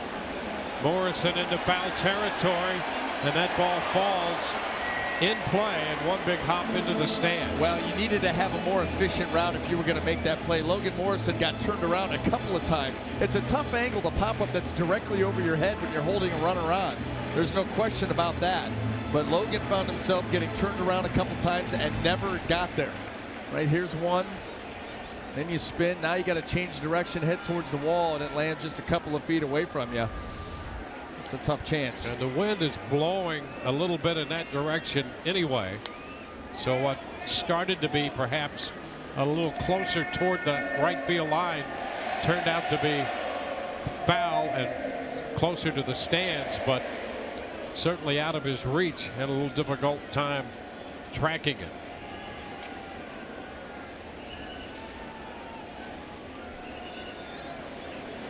Two now to Castro. Full count. Again, fastball well high out of the zone.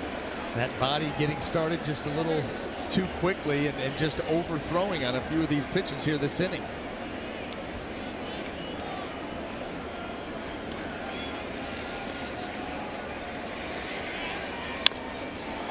Fly ball center field. Kiermaier to his left makes the catch. Kiermaier, a couple of things there, adjusting for the wind a little bit and mindful of McCann, the base runner, over at first. Wanted to catch that ball in case there was anything brewing there. Really nothing with McCann getting back to first. Pitching change coming.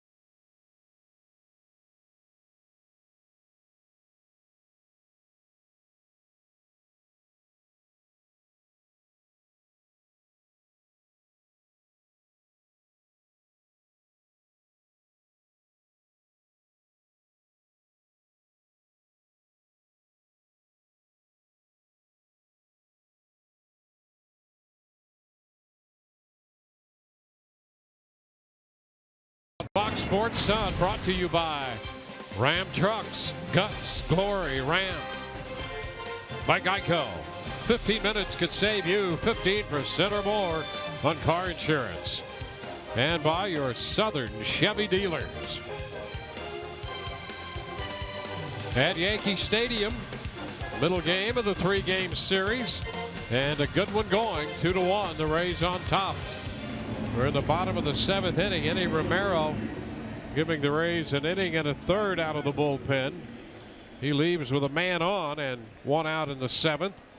Chase Headley will hit right-handed against Xavier Cedeno. When he's had a tough day, 2 strikeouts against Blake Snell on pitches well out of the strike zone, not picking that ball up at all out of the hand of Blake.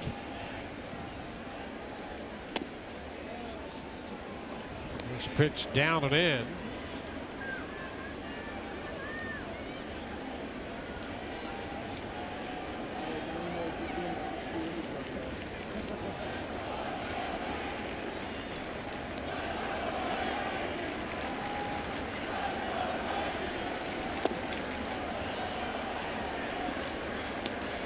Two and 0. Working him close off the plate.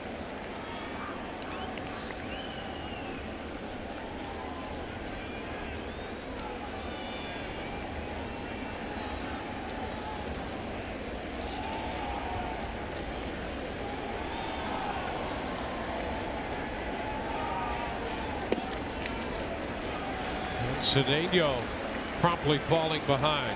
It's 3-0. Well, recognizing the ball here out of the hand of Cedeno very well. Some pitches that start in the zone trying to take him out. We've talked about the fact that Xavier doesn't throw anything straight. I mean, it's a cutter, a curveball, a ton of movement on every pitch. And ball 4. So the bullpen has come in, and in this inning given up a couple of walks. First and second with 1 out. D.D. Gregorius will be the hitter. Now they better find it quick. You don't have a lot of margin for error here, up just 2-1. And the Yankees haven't had to do anything to earn their base runners this inning.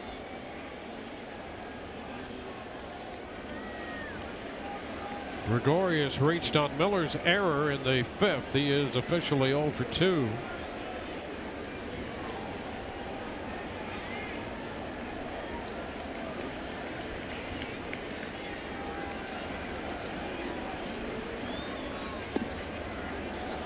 Cedeno misses there. 1-0.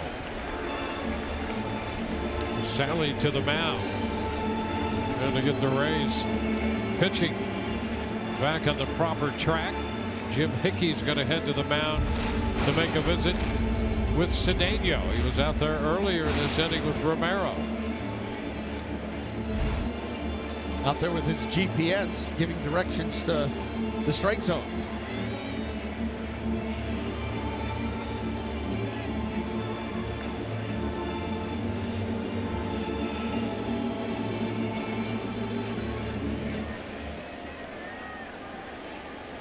Well, Cedeno, like Romero, worked Thursday against the Red Sox. Gave up 3 hits and a run in relief in that game. And he misses again. It's 2-0. Boy, how about this? Yeah, and the misses haven't been very close.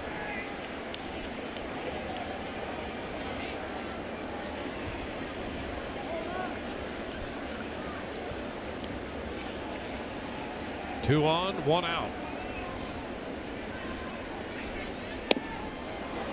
2 balls and a strike.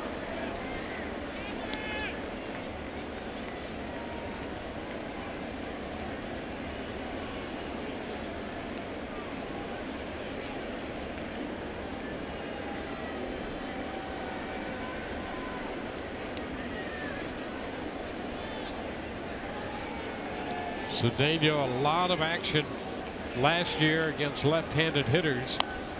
A little tapper foul. He's come back even now. Out of the Rays bullpen. Last year lefties hit under 200 off him. Right-handers 276. And Erasmo Ramirez gets up in the bullpen. Boy, what a contribution he's made. He's 4-0 already. And has done any and everything they've asked him. Yeah, well, he's so valuable in so many different roles.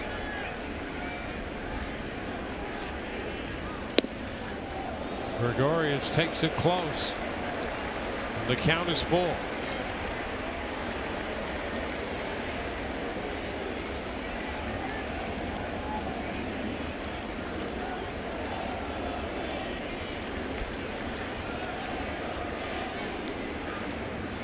This is a here is your ball game type pitch.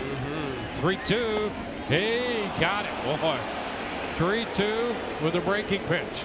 And he strikes out Gregorius. It's amazing how a hitter can lay off pitches out of the zone the entire at bat, but all of a sudden you put 2 strikes on them, and now they feel like they have to cover. And this is ball 4, but Gregorius trying to protect, commits and swings. Big pitch. Big out.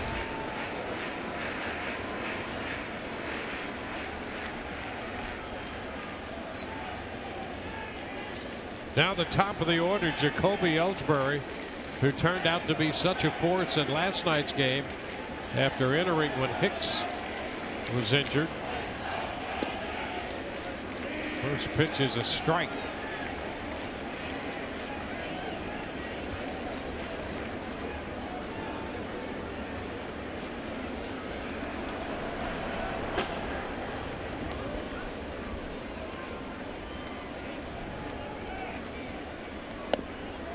There's a strike around the knees. 0-2. So a peek into that New York bullpen. And boy, if you've got a lead late, you want to keep it with that bullpen. And now Cedeno making pitches.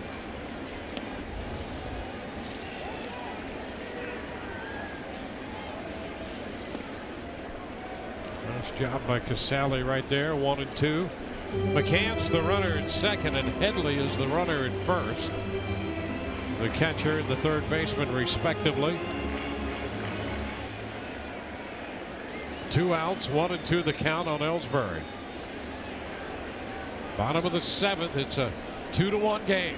Rays leading, and with a couple of walks, the Yankees have a threat.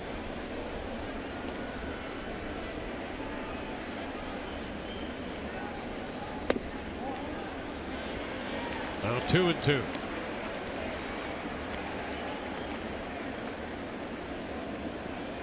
Brett Gardner on deck.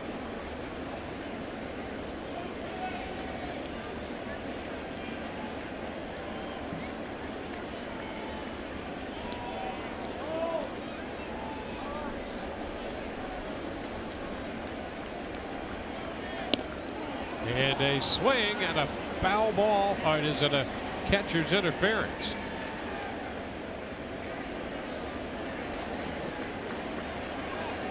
So it's catcher's interference.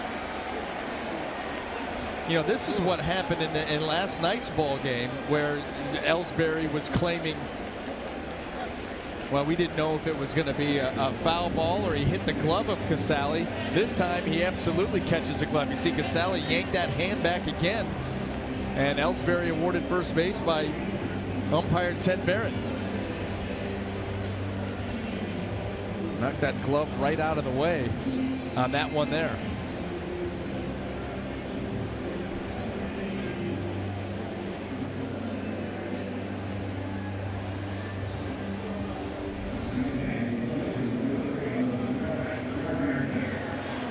Well, the bases are loaded.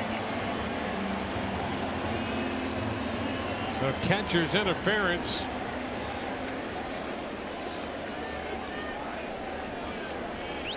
Brett Gardner. It goes as an error on the catcher.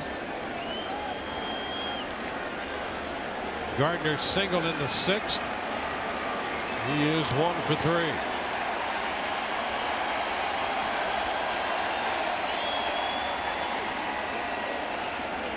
One ball, no strikes.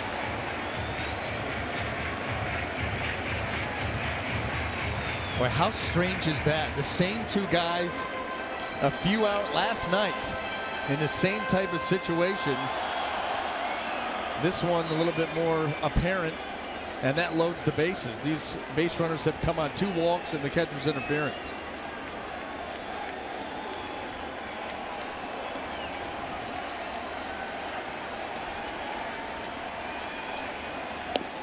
There's a strike at the knees, 1-1. Well, it goes back to putting that leadoff man on.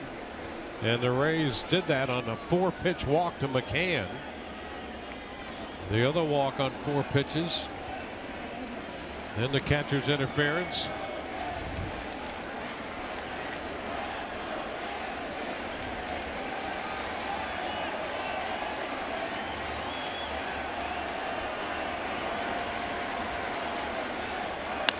Up the middle, deflected off Cedeno. 1 run will score. Forsythe picks it up, and the game is tied. Gardner made contact and hit it off Cedeno, literally off Cedeno. And Forsythe had already headed up the middle to try to make a play on this line drive. Up the middle, that ball is just deflected off into no man's land. Nobody to make a play, and the Yankees have tied it. Carlos Beltran will be the hitter, and Kevin Cash comes out.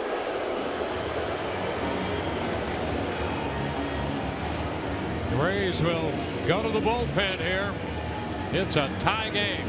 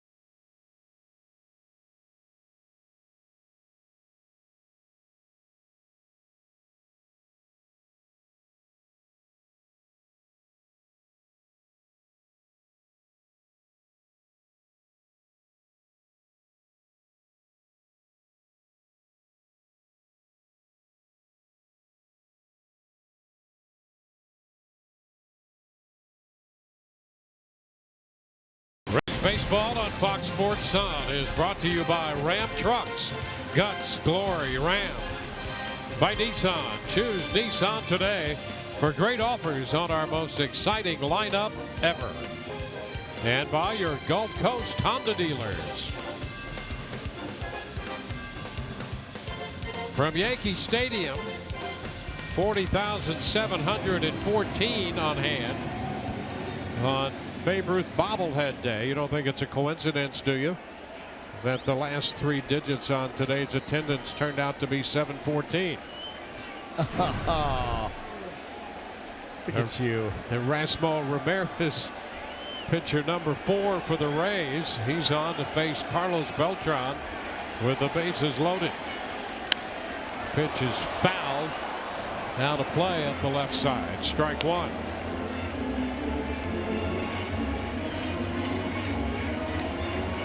Cedeno got credit for a third of an inning.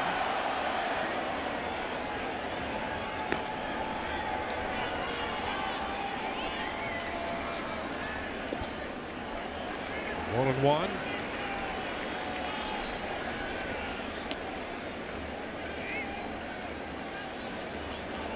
The run charged to Romero, who issued the leadoff walk.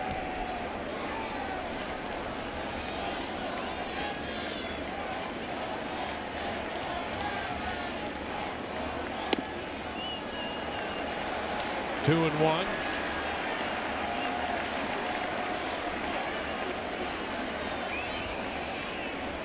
Ramirez worked an inning and a third on Thursday in the 12-8 win and picked up the win.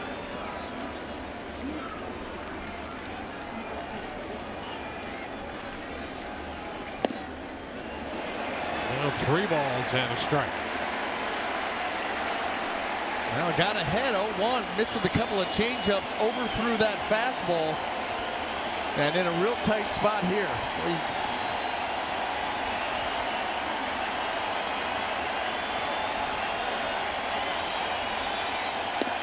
And there's a strike.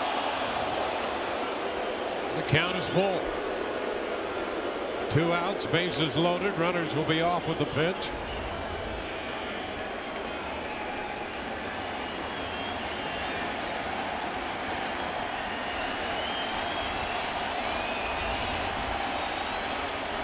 Ground ball, left side. Pierce with a throw to first. Retires the side. Yankees score a run, leave them loaded. We're through 7. It's tied 2-2.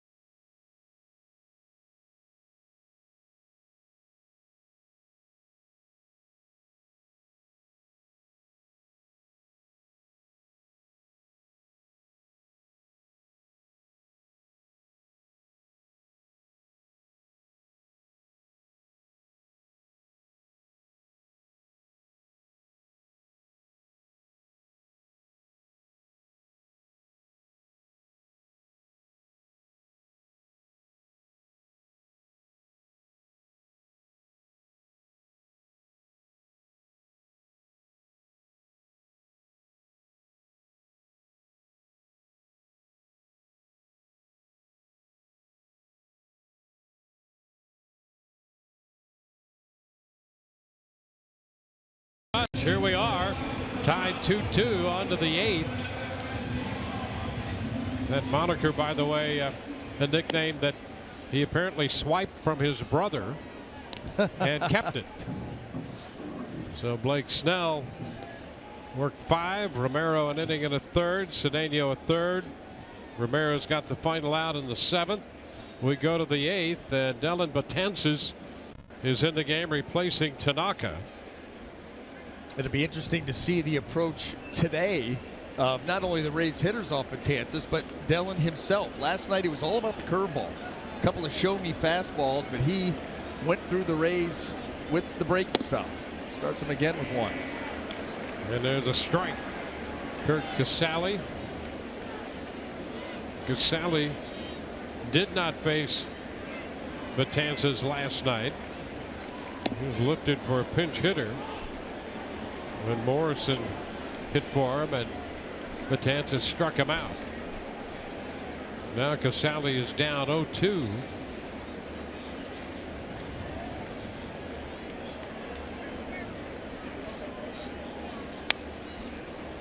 Foul back into the screen.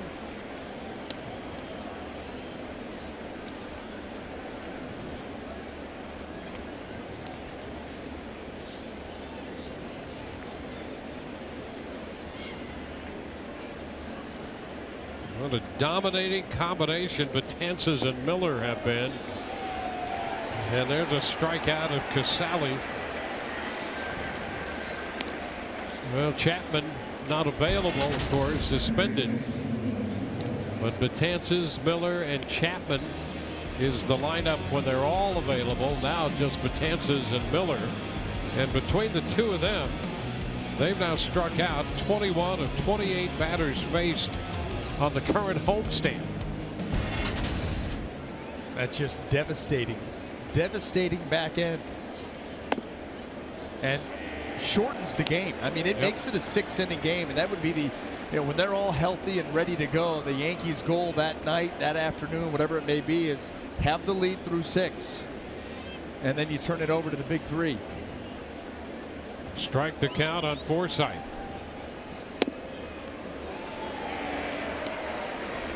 0-2.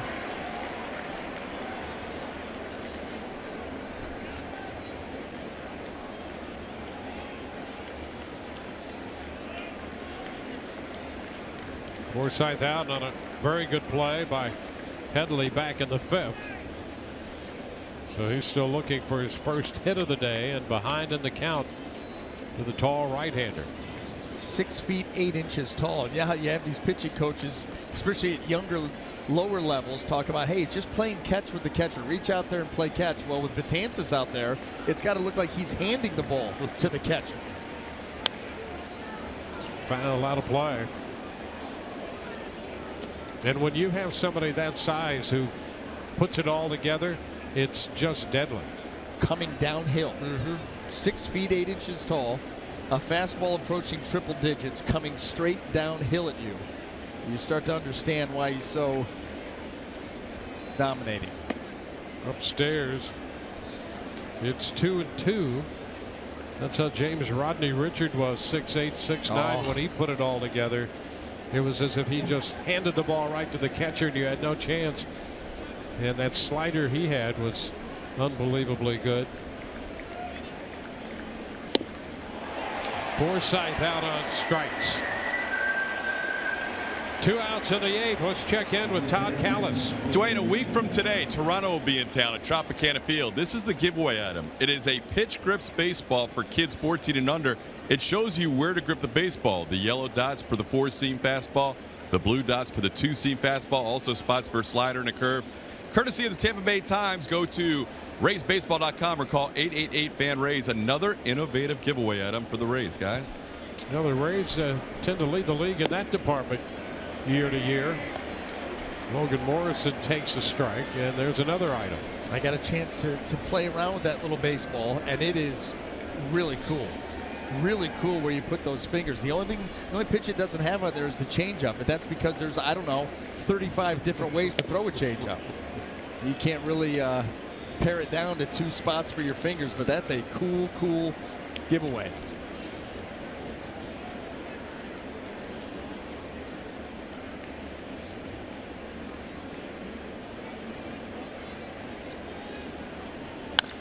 Hot shot on a low liner caught by Teixeira. And Morrison is out number 3. Bottom of the 8th coming in a tie game at 2.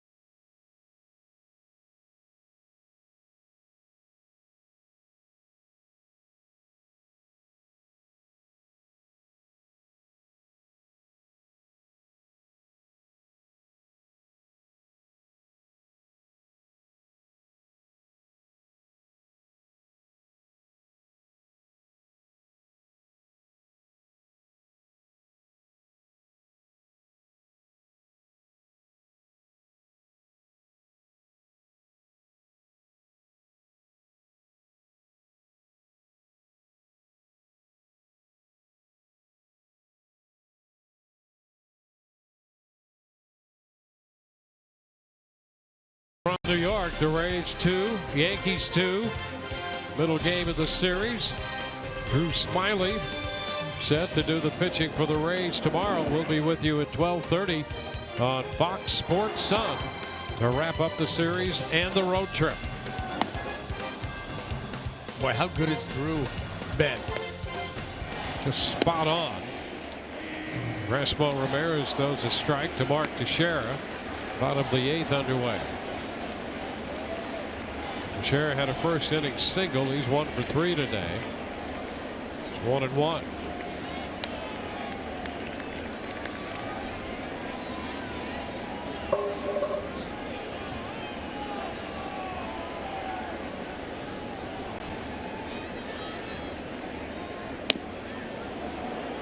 Teixeira out in front of the off-speed pitch. Alex Rodriguez next.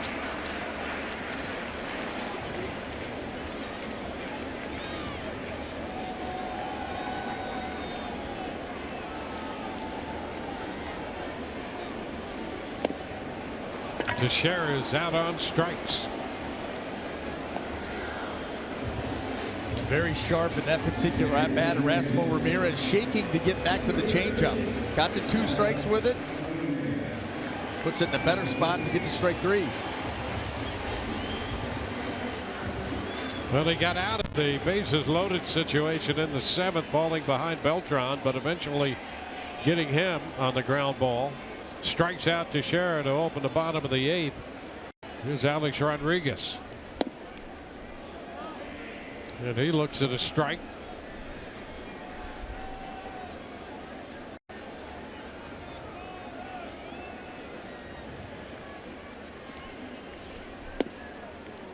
Rodriguez is 1 of 7 in his career against Erasmo. That hit was a home run.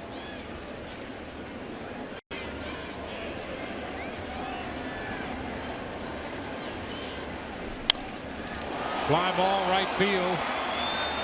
Dickerson's got it. 2 gone. Rodriguez 0 for 4 today.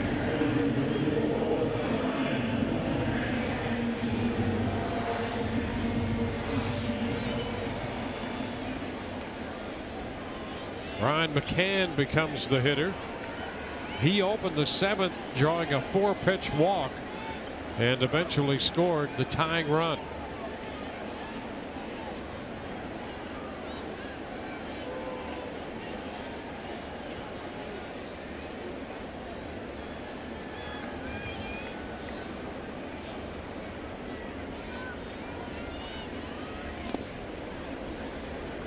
A ball, no strikes.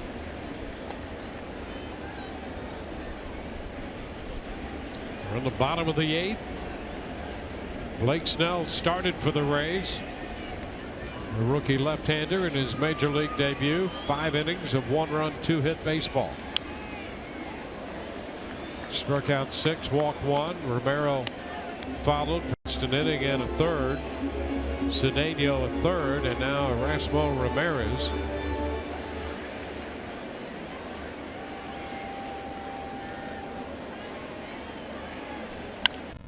Ground ball, and that's just through the infield for a base hit. Well, that was the Rays playing the shift, and they had Logan Forsythe out in shallow right field. Steve Pearce was brought over from third base, playing that position up the middle. And that ball, ground ball, just eludes him. You can see where Pearce is right there. That ball hammered to his left and just cannot reach it.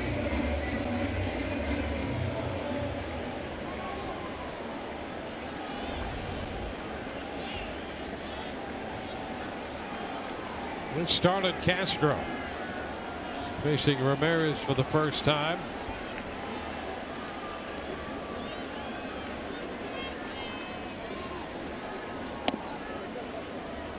Pitch is a strike.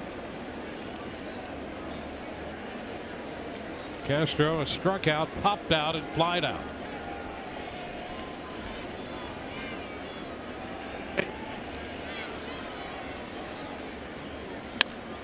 Ground ball up the middle.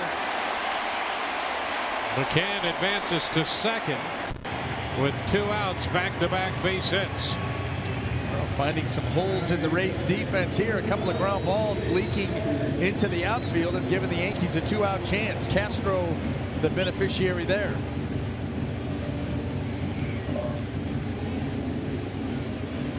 Well, Chase Headley, who was part of their 1-run 7th when he walked on 4 pitches, will bat against Ramirez in the 8th.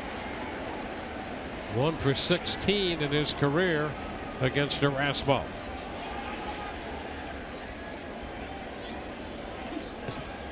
See the 2 on, 2 out.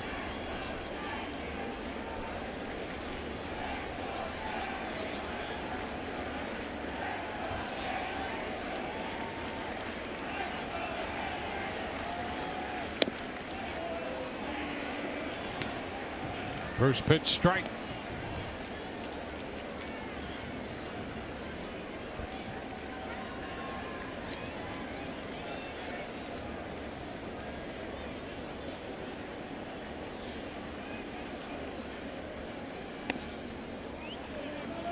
One and one.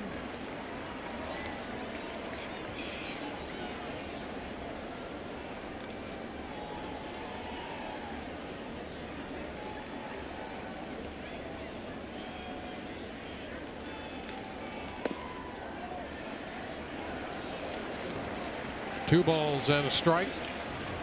Well, Erasmo trying to entice with the changeup. That's the one pitch that allows him to pitch in these kind of counts. 2-1, not real comfortable of a count for a pitcher, but with that changeup, it still gives you options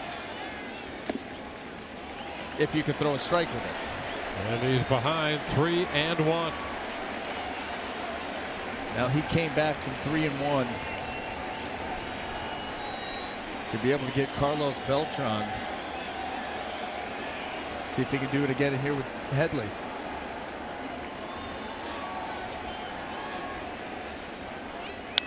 Ground ball right side.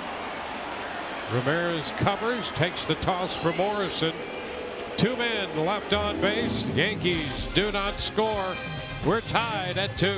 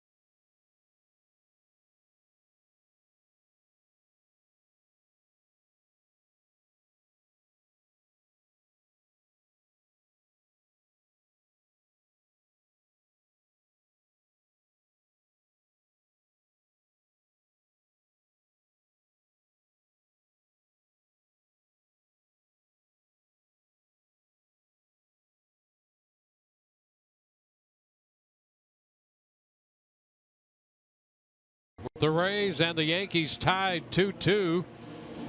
Tanaka started, pitched the first 7. Betances worked a perfect 8th inning, picking up a couple strikeouts.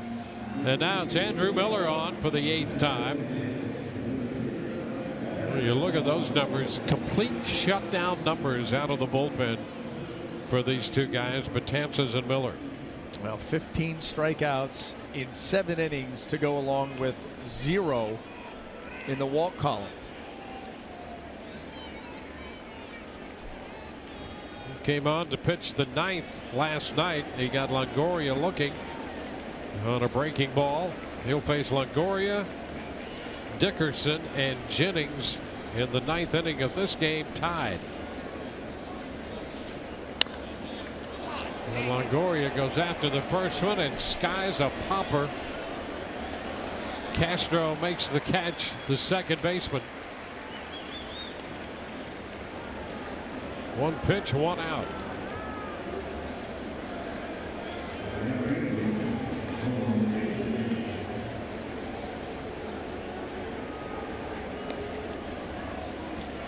Dickerson is 2 for 3 on the day. One of those hits that doubled and drove in Morrison in the 4th inning, his 5th double of the year, to go with 4 home runs.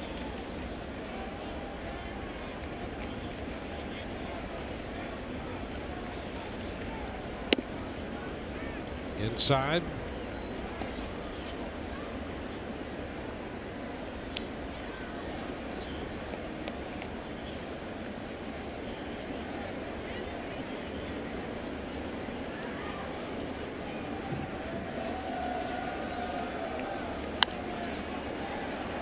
Foul out of play. Rays starting the day 7-9. The Yankees 6-9. Only team over 500 in the East, Baltimore. The Orioles, the first team to double figures in wins, starting the day 10-5.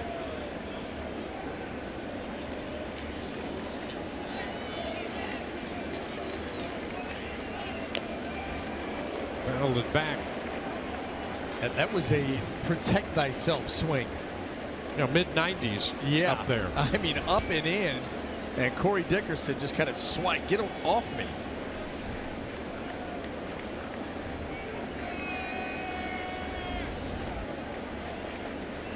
Now 1 ball, 2 strikes. And now you've got to be wary of that breaking ball down and away. And he checked.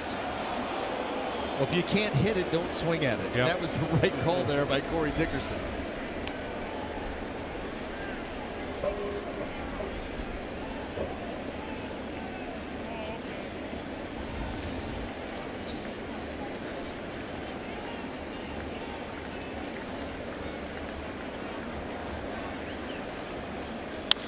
Ground ball headed toward the middle.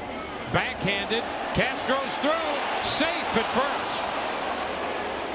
Dickerson hustling his way down the line, picks up an infield hit. Well, he was able to force the middle infielders to move just enough. You see how deep Castro had to go to make that play, turn and throw while falling away. Couldn't get enough on it. Corey Dickerson hustling out of the box, gets himself a hit. Rays get a base runner off Miller in the 9th. Now Desmond Jennings.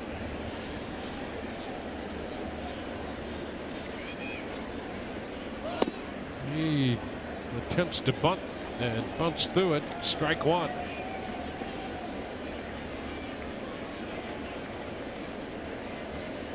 Desmond, nothing of 3 in his career against Andrew Miller. Colomé up in the bullpen. 0-2.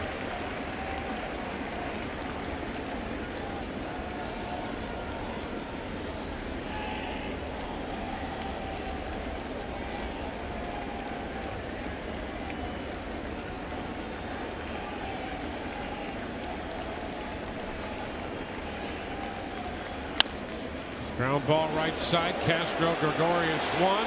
First base 2. They get the 4-6-3 double play. Rays get a hit, leave no one.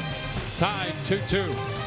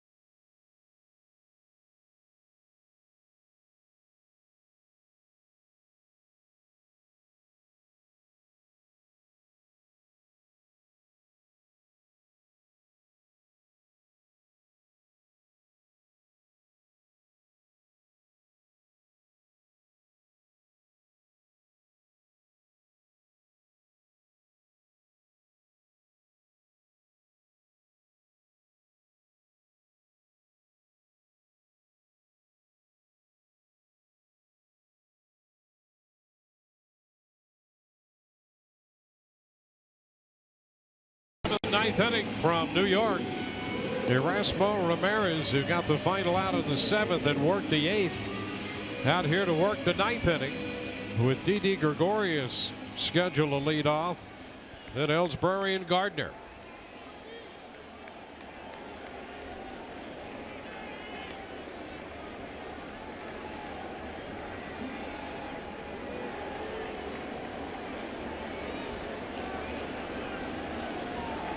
An 0 for 3 day for Gregorius. He reached on Miller's hair in the 5th.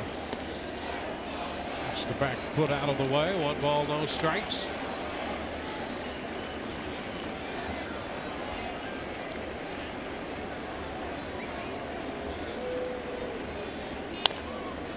Tap right side. Out at first.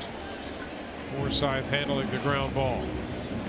Leadoff man disposed of here in the bottom half of the 9th before Erasmo faces the top of the order.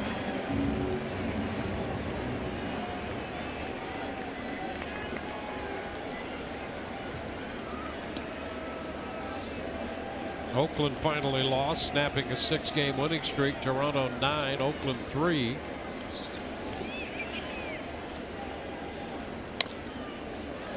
Chopped to short. Miller's throw to first.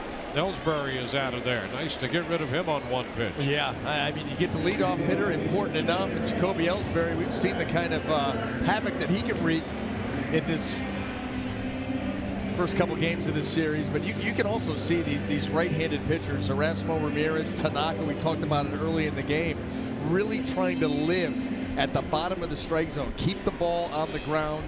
Anything elevated in this ballpark, not very good, especially today. Blowing towards right field as if right field needed any help. They're not in this place. And sometimes they get it because there tends to be a little wind current that frequently finds itself headed toward those seats in right. 1-0 the count to Brett Gardner.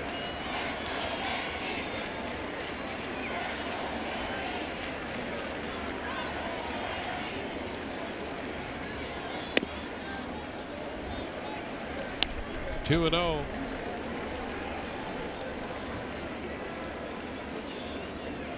Rays 2 runs, 6 hits. The Yankees 2 runs, 6 hits.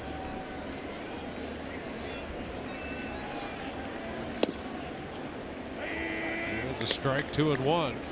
Kevin Cash called last night's loss frustrating after the game. That 6-3 loss. Well, today One of the Yankees runs scored on a wild pitch, the other set up by catcher's interference.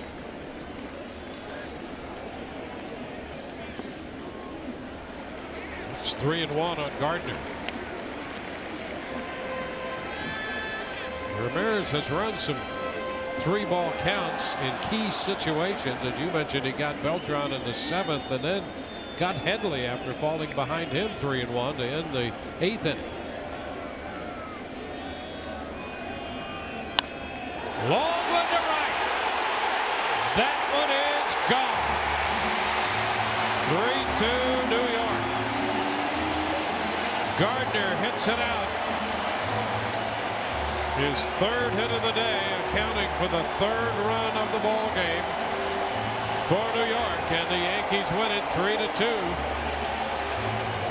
on a long one to right off the bat of Brett Gardner.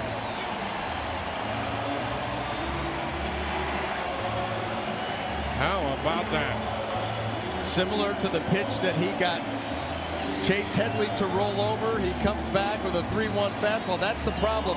Those type of counts, they force you back out over the plate. This time, Brett Gardner makes Erasmo pay, and it ends the ball game. Gardner's 2nd home run of the year,